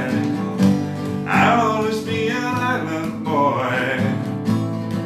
With my face in the sun, my hands on tin drums and my feet in the soil. I'm an island boy. I'll always be an island boy. My dreams are bigger than the world, but my heart is with a girl living by the ocean with this island boy. I remember when I was writing or recording this song, there was that Erica storm, and tears just came running my eye because that last verse, and seeing what was going on the internet, my heart was really out for Dominic, and I had planned by then to already come down. And people tell me, "Are you still gonna go after Erica?" You know. So this was the last verse when I was in the studio recording. Now my summer days are filled with ocean waves and rivers flowing wild, and no hurricane can blow away my island pride. And if there comes a day when I'll have to say my last goodbye, I hope to be on this land where I'm free and my soul is satisfied. Yeah, I'm an island boy. I'll always be an island boy. With my face in the sun, my hands on tin drums and my feet in the soil. I'm an island boy, a Dominican island boy. My dreams are bigger than the world, but my heart is with a girl living by the ocean with this island boy. My dreams are bigger than the world, but my heart is with a girl living by the ocean with this island boy. Yeah, I'll always be a Dominican island boy. Oh my God. Julian, you are awesome. I'm serious. Thank you very much. Somebody wrote, that song is a vivid island memories expressed in song. That's what somebody wrote here. That's wonderful. Somebody else said it makes you want to be the girl living by the ocean. Was there a girl living by the ocean? That's sweet. Huh? Was there a girl living by the ocean? Was? Yes. In the song. In the song? No, not yet. Oh, It wasn't yet, but I think the one is in the works. There's one in the works. Yeah. Okay. It's almost like you're listening to the song and you're saying, could it be that probably there was an island girl living by the ocean that probably made you change your mind? Okay, I understand that. You understand where I'm coming Okay, from? I understand that. Okay. No, I get it. Oh Okay. my God. I could listen to you play that song all night. I Well, the swear. truth is, now I understand that there was someone that my mind was on at the time Okay. as well. Yeah. Okay. Who was on the island in Dominica, and I was hoping. Okay. Yeah. All right. So that kind of contributed to the decision as well. Exactly. Yeah, that's true. some I don't know where you get that from. Yes. I can pick it up. I can Okay, pick it okay. up. I can pick it up, Julian. Yeah. Julian, this was beautiful. Thank you. I really I love your original songs. Thank you. And I've not heard the songs before. Aren't they Okay. played on the radio? Well, here and there, but I did brought some CDs to radio stations. I'm not sure if Q95 got one. While I was in the States, Okay. I sent some CDs Okay. to my Navy to get to the stations. I mean, this So I don't is know. beautiful. Thank you, but I really want to do a re-recording here of all my hit songs, like all of my favorite songs. I won't say hit songs because I never made it that big to have a hit on the radio like that.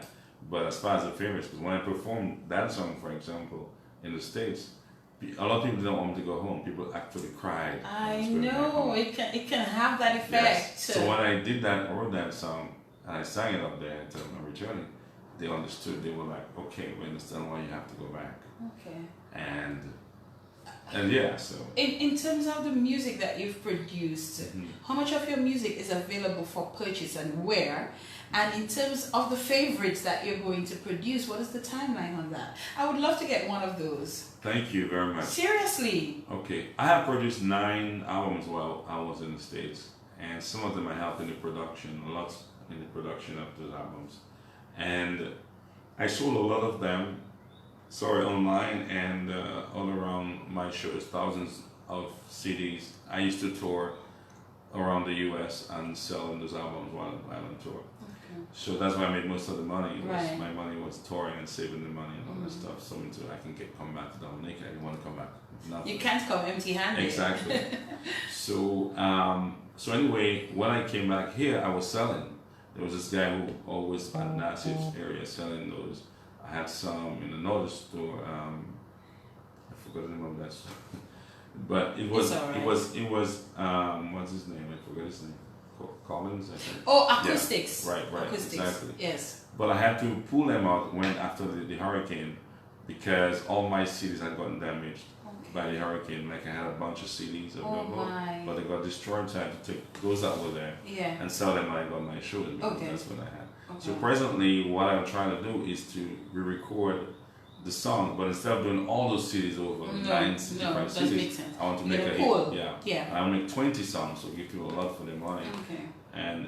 But what is the timeline on that, John? I don't know, because the problem is I cannot find any place here people can print on the discs, on the CD disc. So I may have to just go ahead, because people are still into CDs. People think, oh no, just flash drive and things, but people are still into CDs.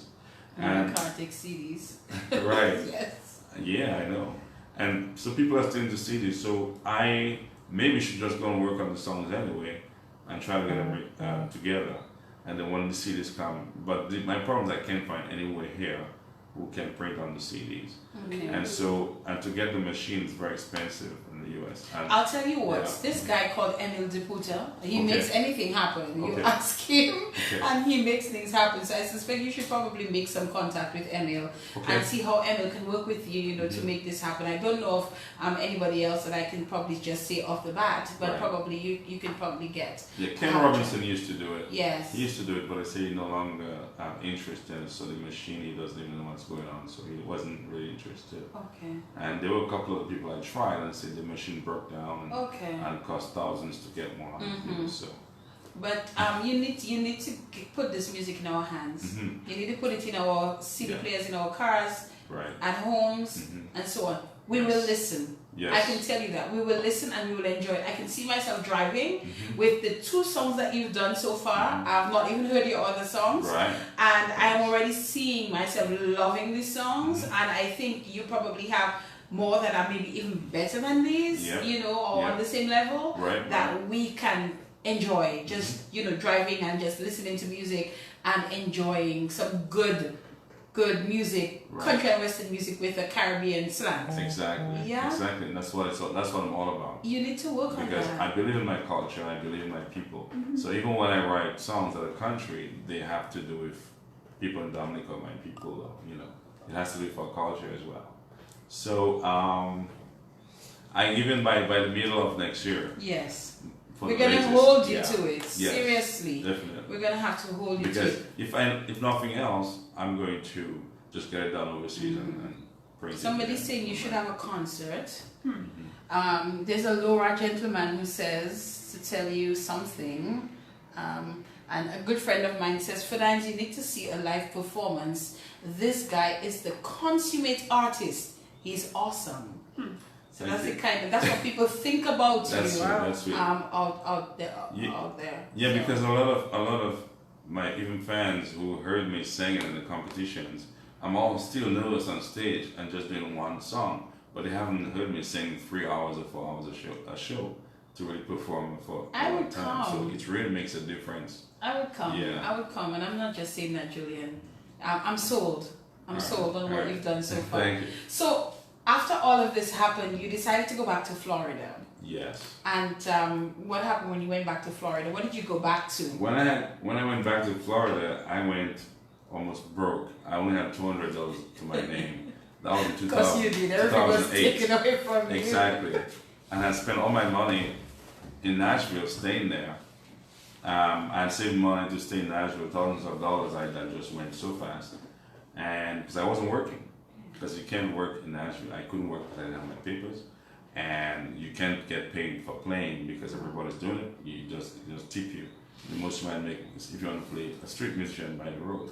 And I didn't want to do that. I didn't want to do that.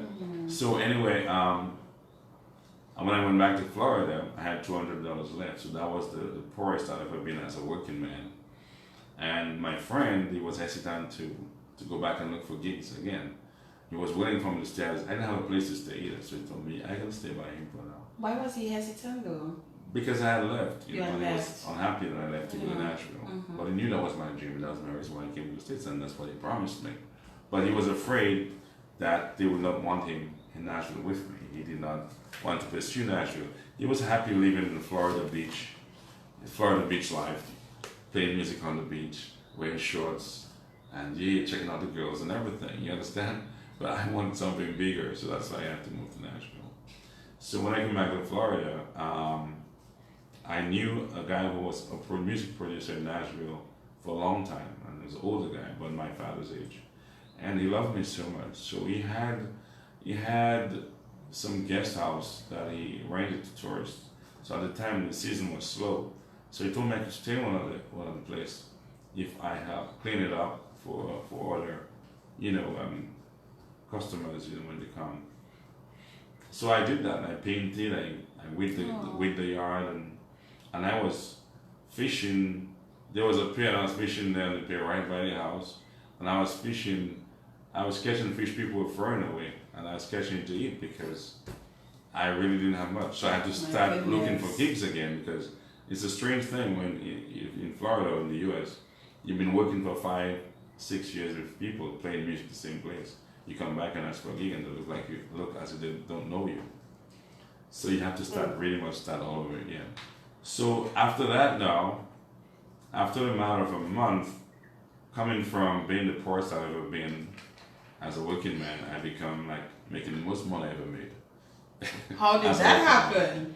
Well, I just kept myself out there. I had to keep myself in the boat and go out there and do it, because my partner then, because I had left, he went more into nursing, doing nursing job. He went back into his... Exactly. And so it was hard for him to just pull right back. So I was doing like 8-9 gigs a week. Sometimes I had 3 gigs in one day, playing from 10 to 12, then from 4 to another time, and then up to 3 in the morning.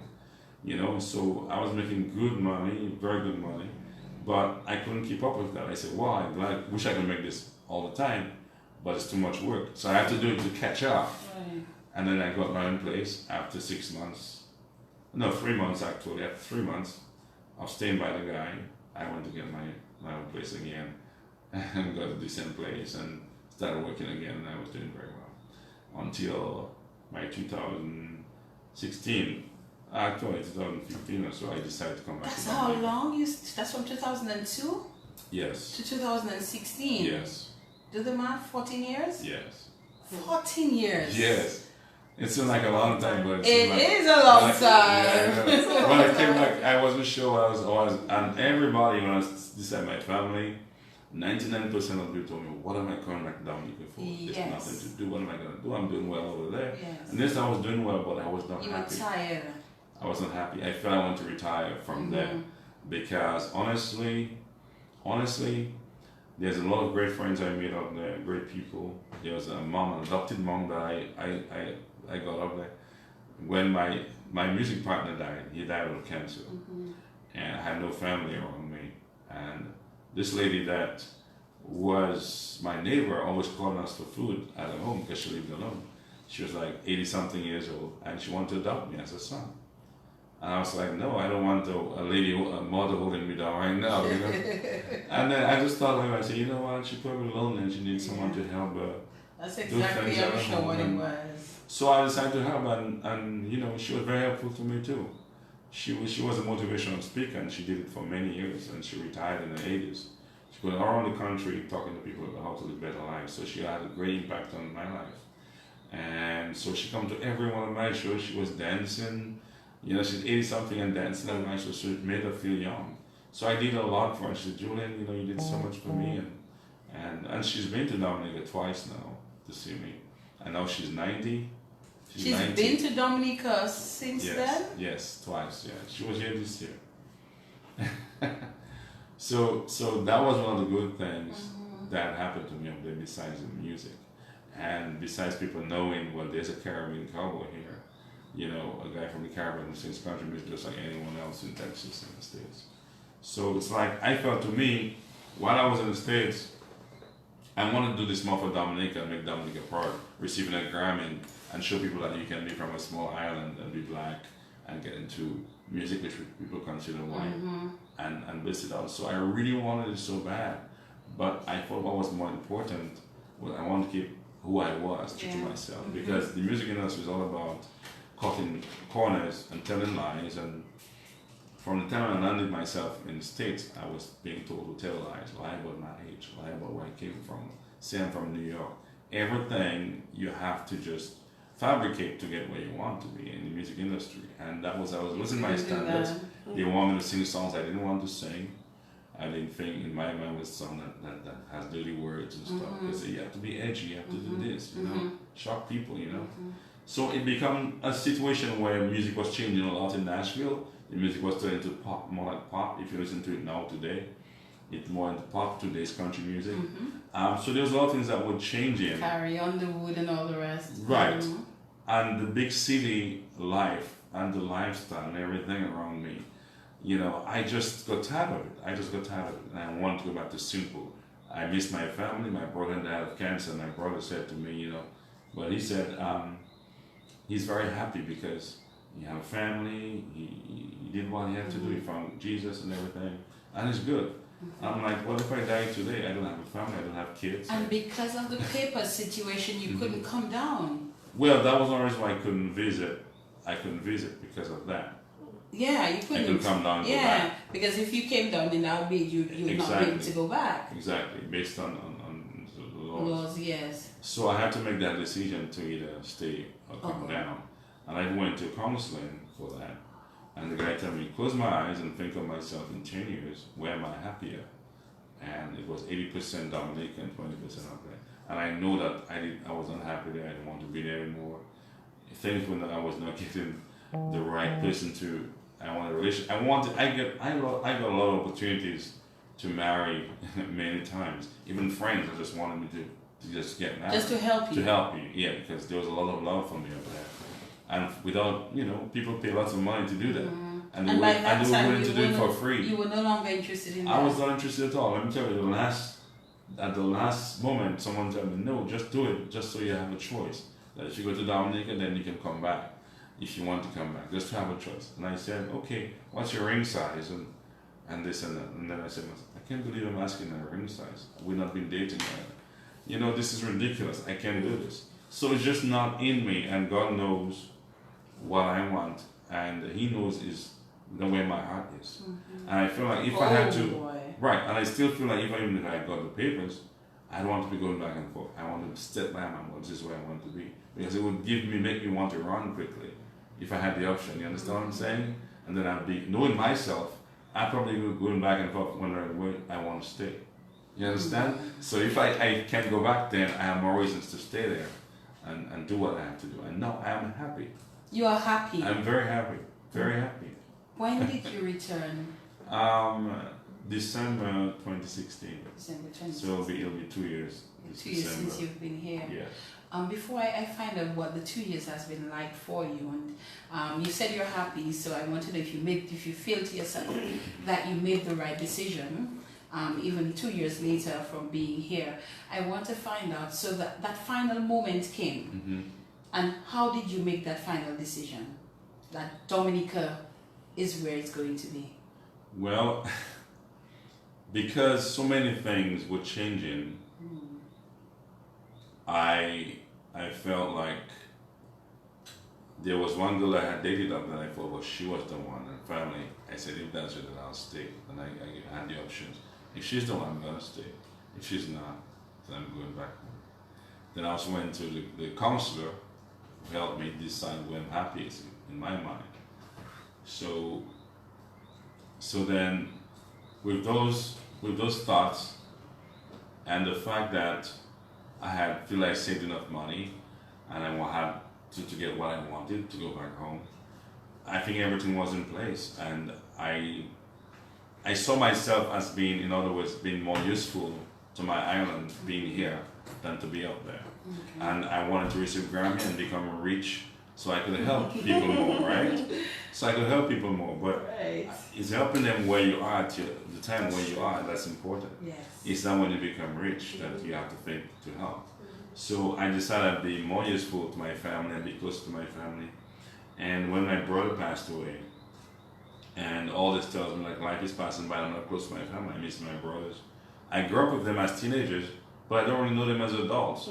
So I wanted to know my brothers as adults and be close to my family and do just that. So I am so happy to be close to my family, and I love nature more than anything else too. I remember being in the States and I get to go to a river for the first time in years, and the river was ice cold. You know, alligators in there. I had to pay to get in there. Can you imagine that? I was so desperate that You have 365 on your home big now. sign warning you of alligators in there. Yes. So Amazing. yeah, so then this is where I wanted to be. And you came back. Yeah. And it's been 2 years. Yes. What has it been like?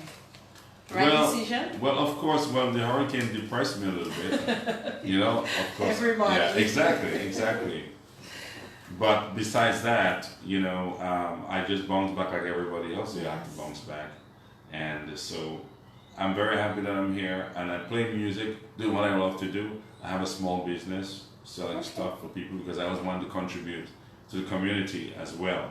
And I was thinking, what way I can invest in something but give back to the community. So I'm into selling solar lights since after the hurricane, radios, Where do you stuff do to that? prepare. I do it from my home. I Okay. have an internet site. It's called Julian Solutions. Oh, really? So yeah, so things you Julian might Solutions. yeah, so things you might not find, you know, in every store. In the store here, I could have it. Tell me how it spells. Julian. And solutions. So Julian and Yeah. Solutions. Right. .com? No, Or it's just Facebook. Facebook. Yes. Oh, Julian Solutions. Yeah. Okay, so we'll look out for you. Yeah. For sure. I sell at the market every Saturday. Okay. I got a spot. I think I saw you one time. I was selling stuff. Really? Oh my goodness. Yeah. You seem quite content.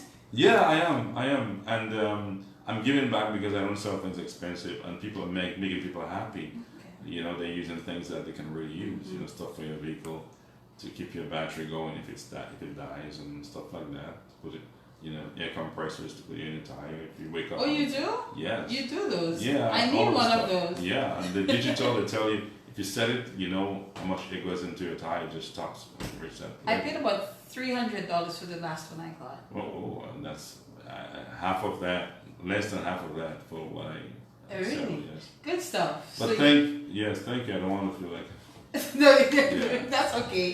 Okay. I nothing wrong in giving you a little an outlet to just mention that. Right. Absolutely, Julian.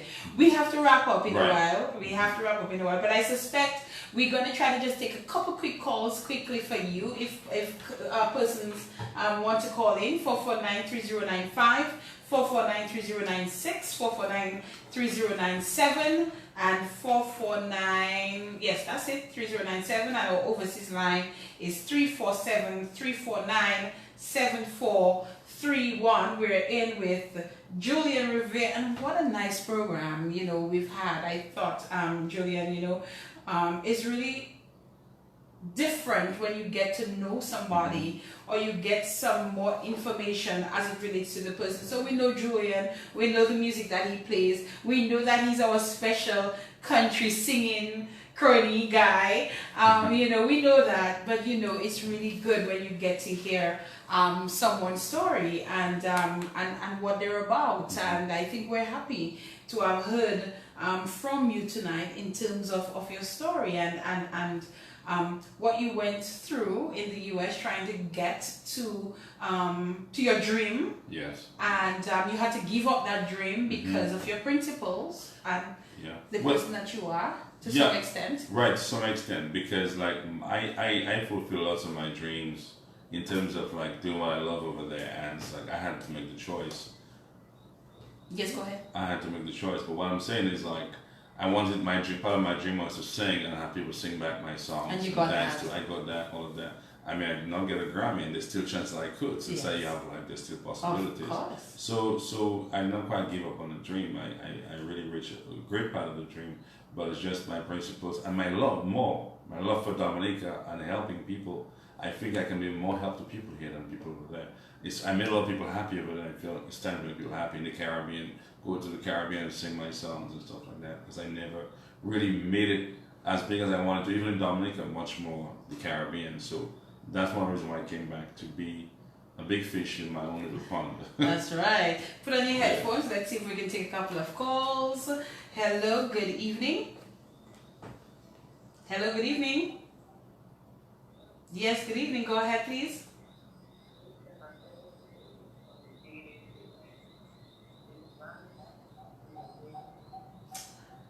Okay. All right. She's actually saying this is the first time she listened to the program from the beginning to the end. Thank you. And she's saying to you, keep up the good work. Thank you very much. I appreciate it. Yes, good evening. Hello, good evening. Oh my, people are listening to themselves. Please. Yes, good evening. Go ahead, please. We can, yes. Okay, just wanted to say good evening to you and your guest. It was a very interesting show. I know this young man from Dominica, but I've never known all the layers to his story. So it was very good tonight to listen to you guys and to hear all the things that brought him to where he is. I think he's a very talented fellow, definitely. I've heard him sing when I used to live in Dominica, and I've heard some of his CDs as well. So I know he can do good stuff. So I'm glad that he's happy in Dominica and that he's sort of valuing coming home and contributing to the welfare of his country and his people. And I just want to wish him all the best and congratulate him on what he has done so far and on what he's about to do. Thank you very much. All right. That's really nice. Thank Appreciate you. it. Hello, good evening. Yes, good evening today. How are you doing? I'm good, and you? I'm doing okay. I just want to let Julian know that I just want you to know that you had a great program. And just want to tell Julian continue doing what he's doing. And I don't even really know what to say. But just let him know this is my voice calling. Ah, that's nice. Thank you so much. Thank you for calling, my boy. I know you're always tuned in to the program. Oh, always tuned in. And when I heard Julian was going to be on, I think I was one of those first ones to put a comment and say, I will surely be listening once I'm alive. And you keep your word. I do. Hey, how you doing? That's one of the places where I perform sometimes. Yeah. Thank you, my boy. Yes. Faithfully, Julian. Faithfully. And you know we appreciate you when you come. Thank you. Thank you, my boy. Always. Thanks. Thank you, my boy. All right.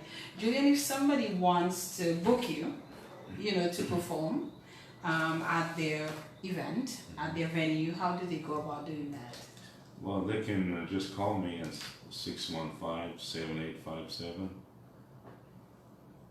And I'll be there to answer. All right. Yeah. Okay, so we're going to get ready to wrap things up on the program. Okay, we have someone on the overseas line. Let's see if we can take this one. Hello, good evening.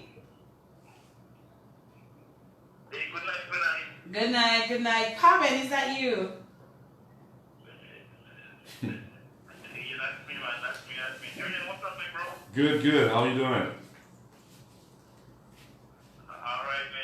I can remember the time we interviewed you and you said on Diaspora Link, and you said you will try to go back home, and both Alex and myself never really took you seriously, and I mean you came back when you spoke to us. I never thought you, and you indicated that you were leaving, you were really missing Dominica, and I never thought you were that serious, man, and listening to your story, man, it's amazing, the kind of things that you went through and the opportunities that you had to be up there, and you stood up as a man and a man of principle, and I think the people that listen to you tonight, I think they should take a page a page of what you just revealed tonight, because this is thing that you said, Julian, you have to be a man of principle, a man of believe in something that would do that, because I always believe that, and the other thing that goes, if you believe in something, you'll fall for anything. Right. And that's a great example that you shared tonight, man. Big story, man.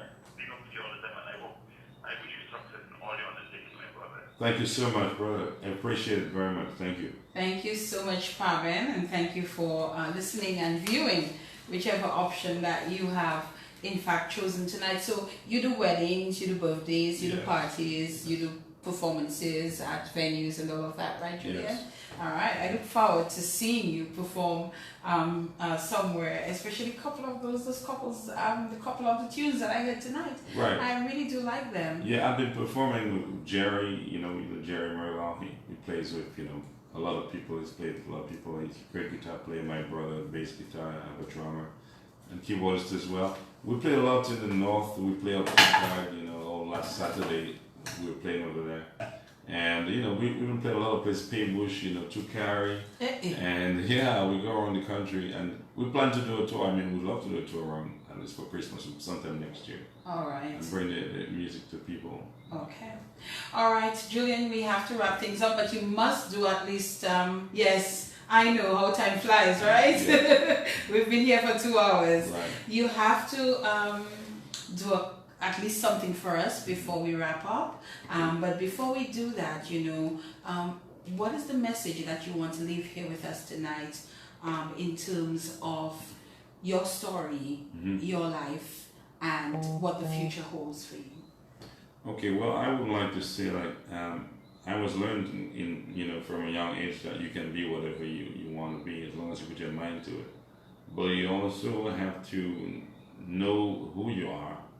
As a person, you have to know who you are. If you don't know who you are, then you might just want to go for that dream and forget about everything else about your life. But even the dream has different ways of showing itself. And while I saw myself in my dream as receiving a Grammy or making lots of money performing to help others, I also see myself that God can use me and I can be used in the way I am. And maybe He knows best. He knows how to use me, and He knows what I can handle. Because one of the things that was difficult for me was the popularity thing was never something that I enjoyed. Like, I was always shy about a lot of people knowing who I am. And when I was living in Florida, nobody knew me until I started singing. Everybody, Caribbean Cowboy, that's you singing.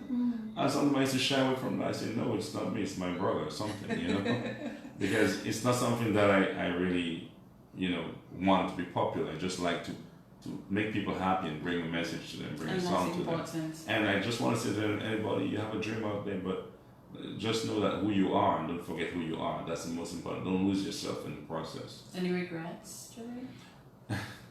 No, I just wish I had loved my family more. Like my brother passed away, we were closer. I just wish, we were closer before he passed, and my parents, I wish I was able to do more for them while they were alive. And, yeah, but that was a little bit out of my control. Yes. I just wish they were here so I can help more. All right.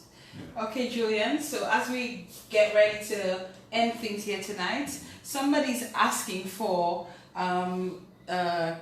give me a Christmas with Jesus, what is it called? Paradise? Yes, with Jesus in Paradise. If you can give us a little of that, all right, and whatever it is that you want to take us out with. Okay. I had a feeling that song would come out. Oh, it's been asked for a couple of times. All right. Christmas time has always been my favorite time of year. I don't know just how I'd live if Christmas would disappear. I don't have no pretty God to hold and kiss near the Christmas lights. But as long as the Jesus and His beautiful island, I'll be alright. And I have a Merry Christmas with me and Jesus in paradise. Where the spirit of Christmas is everywhere, so great and nice. I'm in no stupid vacation in some other region that's cold as ice.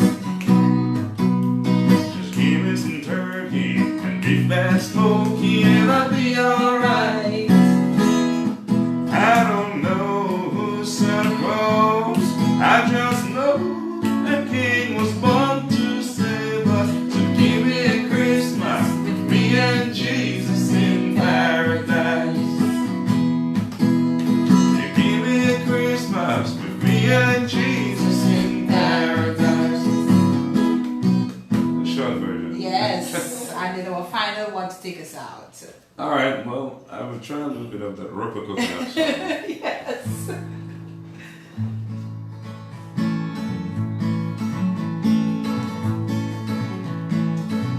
For you are Roper Coconut.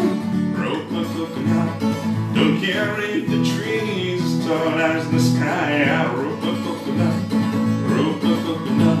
I still beg or borrow, don't care what's the price. I'm Roper Coconut. I know you are thirsty, so I saddle up quickly and ride and fetch you that water that's sweet, it'll never run dry. It's so hot that the cactus in the desert is all run dry. But I know of an island where sweet water grows in the sky. You might try the rivers, but some rivers run dirty and wild. I'm a man waiting for rope, and a fine horse named Pride. And for you are Roper Coconut. Don't care if the trees as tall as the sky. I'm Roper Coconut. I still beg or borrow, don't care what's the price. I'm Roper Coconut. I know you are thirsty, so I saddle up quickly and ride and fetch you that water, sweet water that never runs dry. My love, I'll fetch you that water, sweet water that never runs dry. Yeah, Roper Coconut, rope it, coconut, Roper Coconut.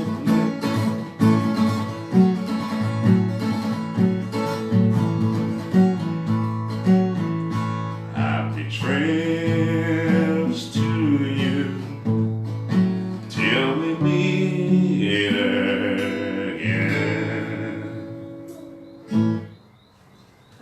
That was the short version too. Oh my goodness, I love it. Thank you. I love it, Julian.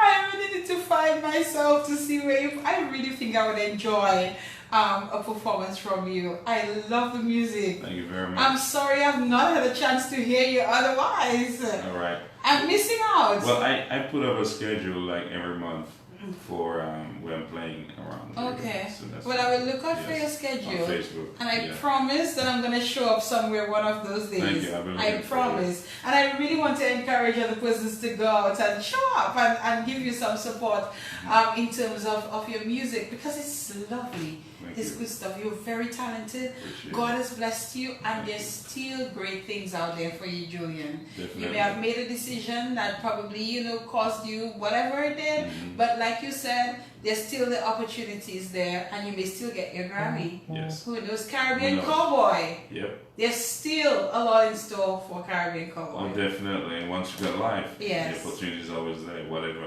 I just leave it wide open. Whatever got at once. I Yes. don't like hustling. I just want to lay back, enjoy life on the island, and not hustle. And as the music comes, let it work itself out. Everything works itself out. I agree. Yeah. Okay. You think you can just do one last piece as we go out? Okay. Just to end. Okay. Yes, one last piece. All right. One A last nice piece. one, yes. Okay. Okay.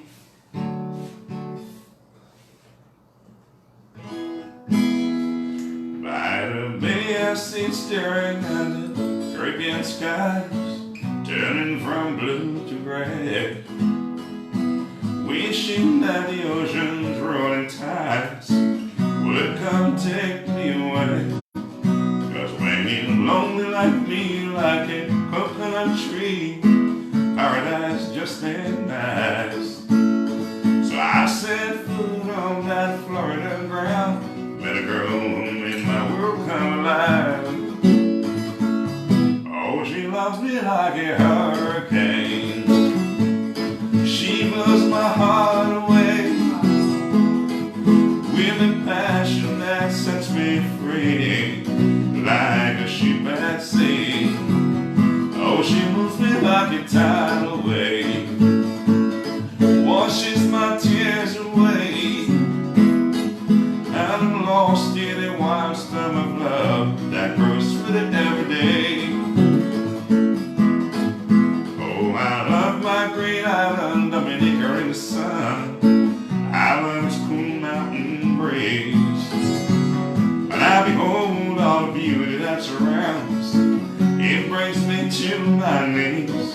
But without a lover, the sun just burns harder and the rain digs in my skin. I know there must be a better paradise somewhere waiting just for me. Oh, she loves me like a hurricane. She blows my heart away with a passion that sets me free, like a ship at sea. Oh, she moves me like a tidal wave, washes all my tears away, and I'm lost in a wild storm of love that grows with it every day. Oh, I'm so lost in a wild storm of love that grows with it every day. Yeah, I'm so lost in a wild storm of love that grows with it every day.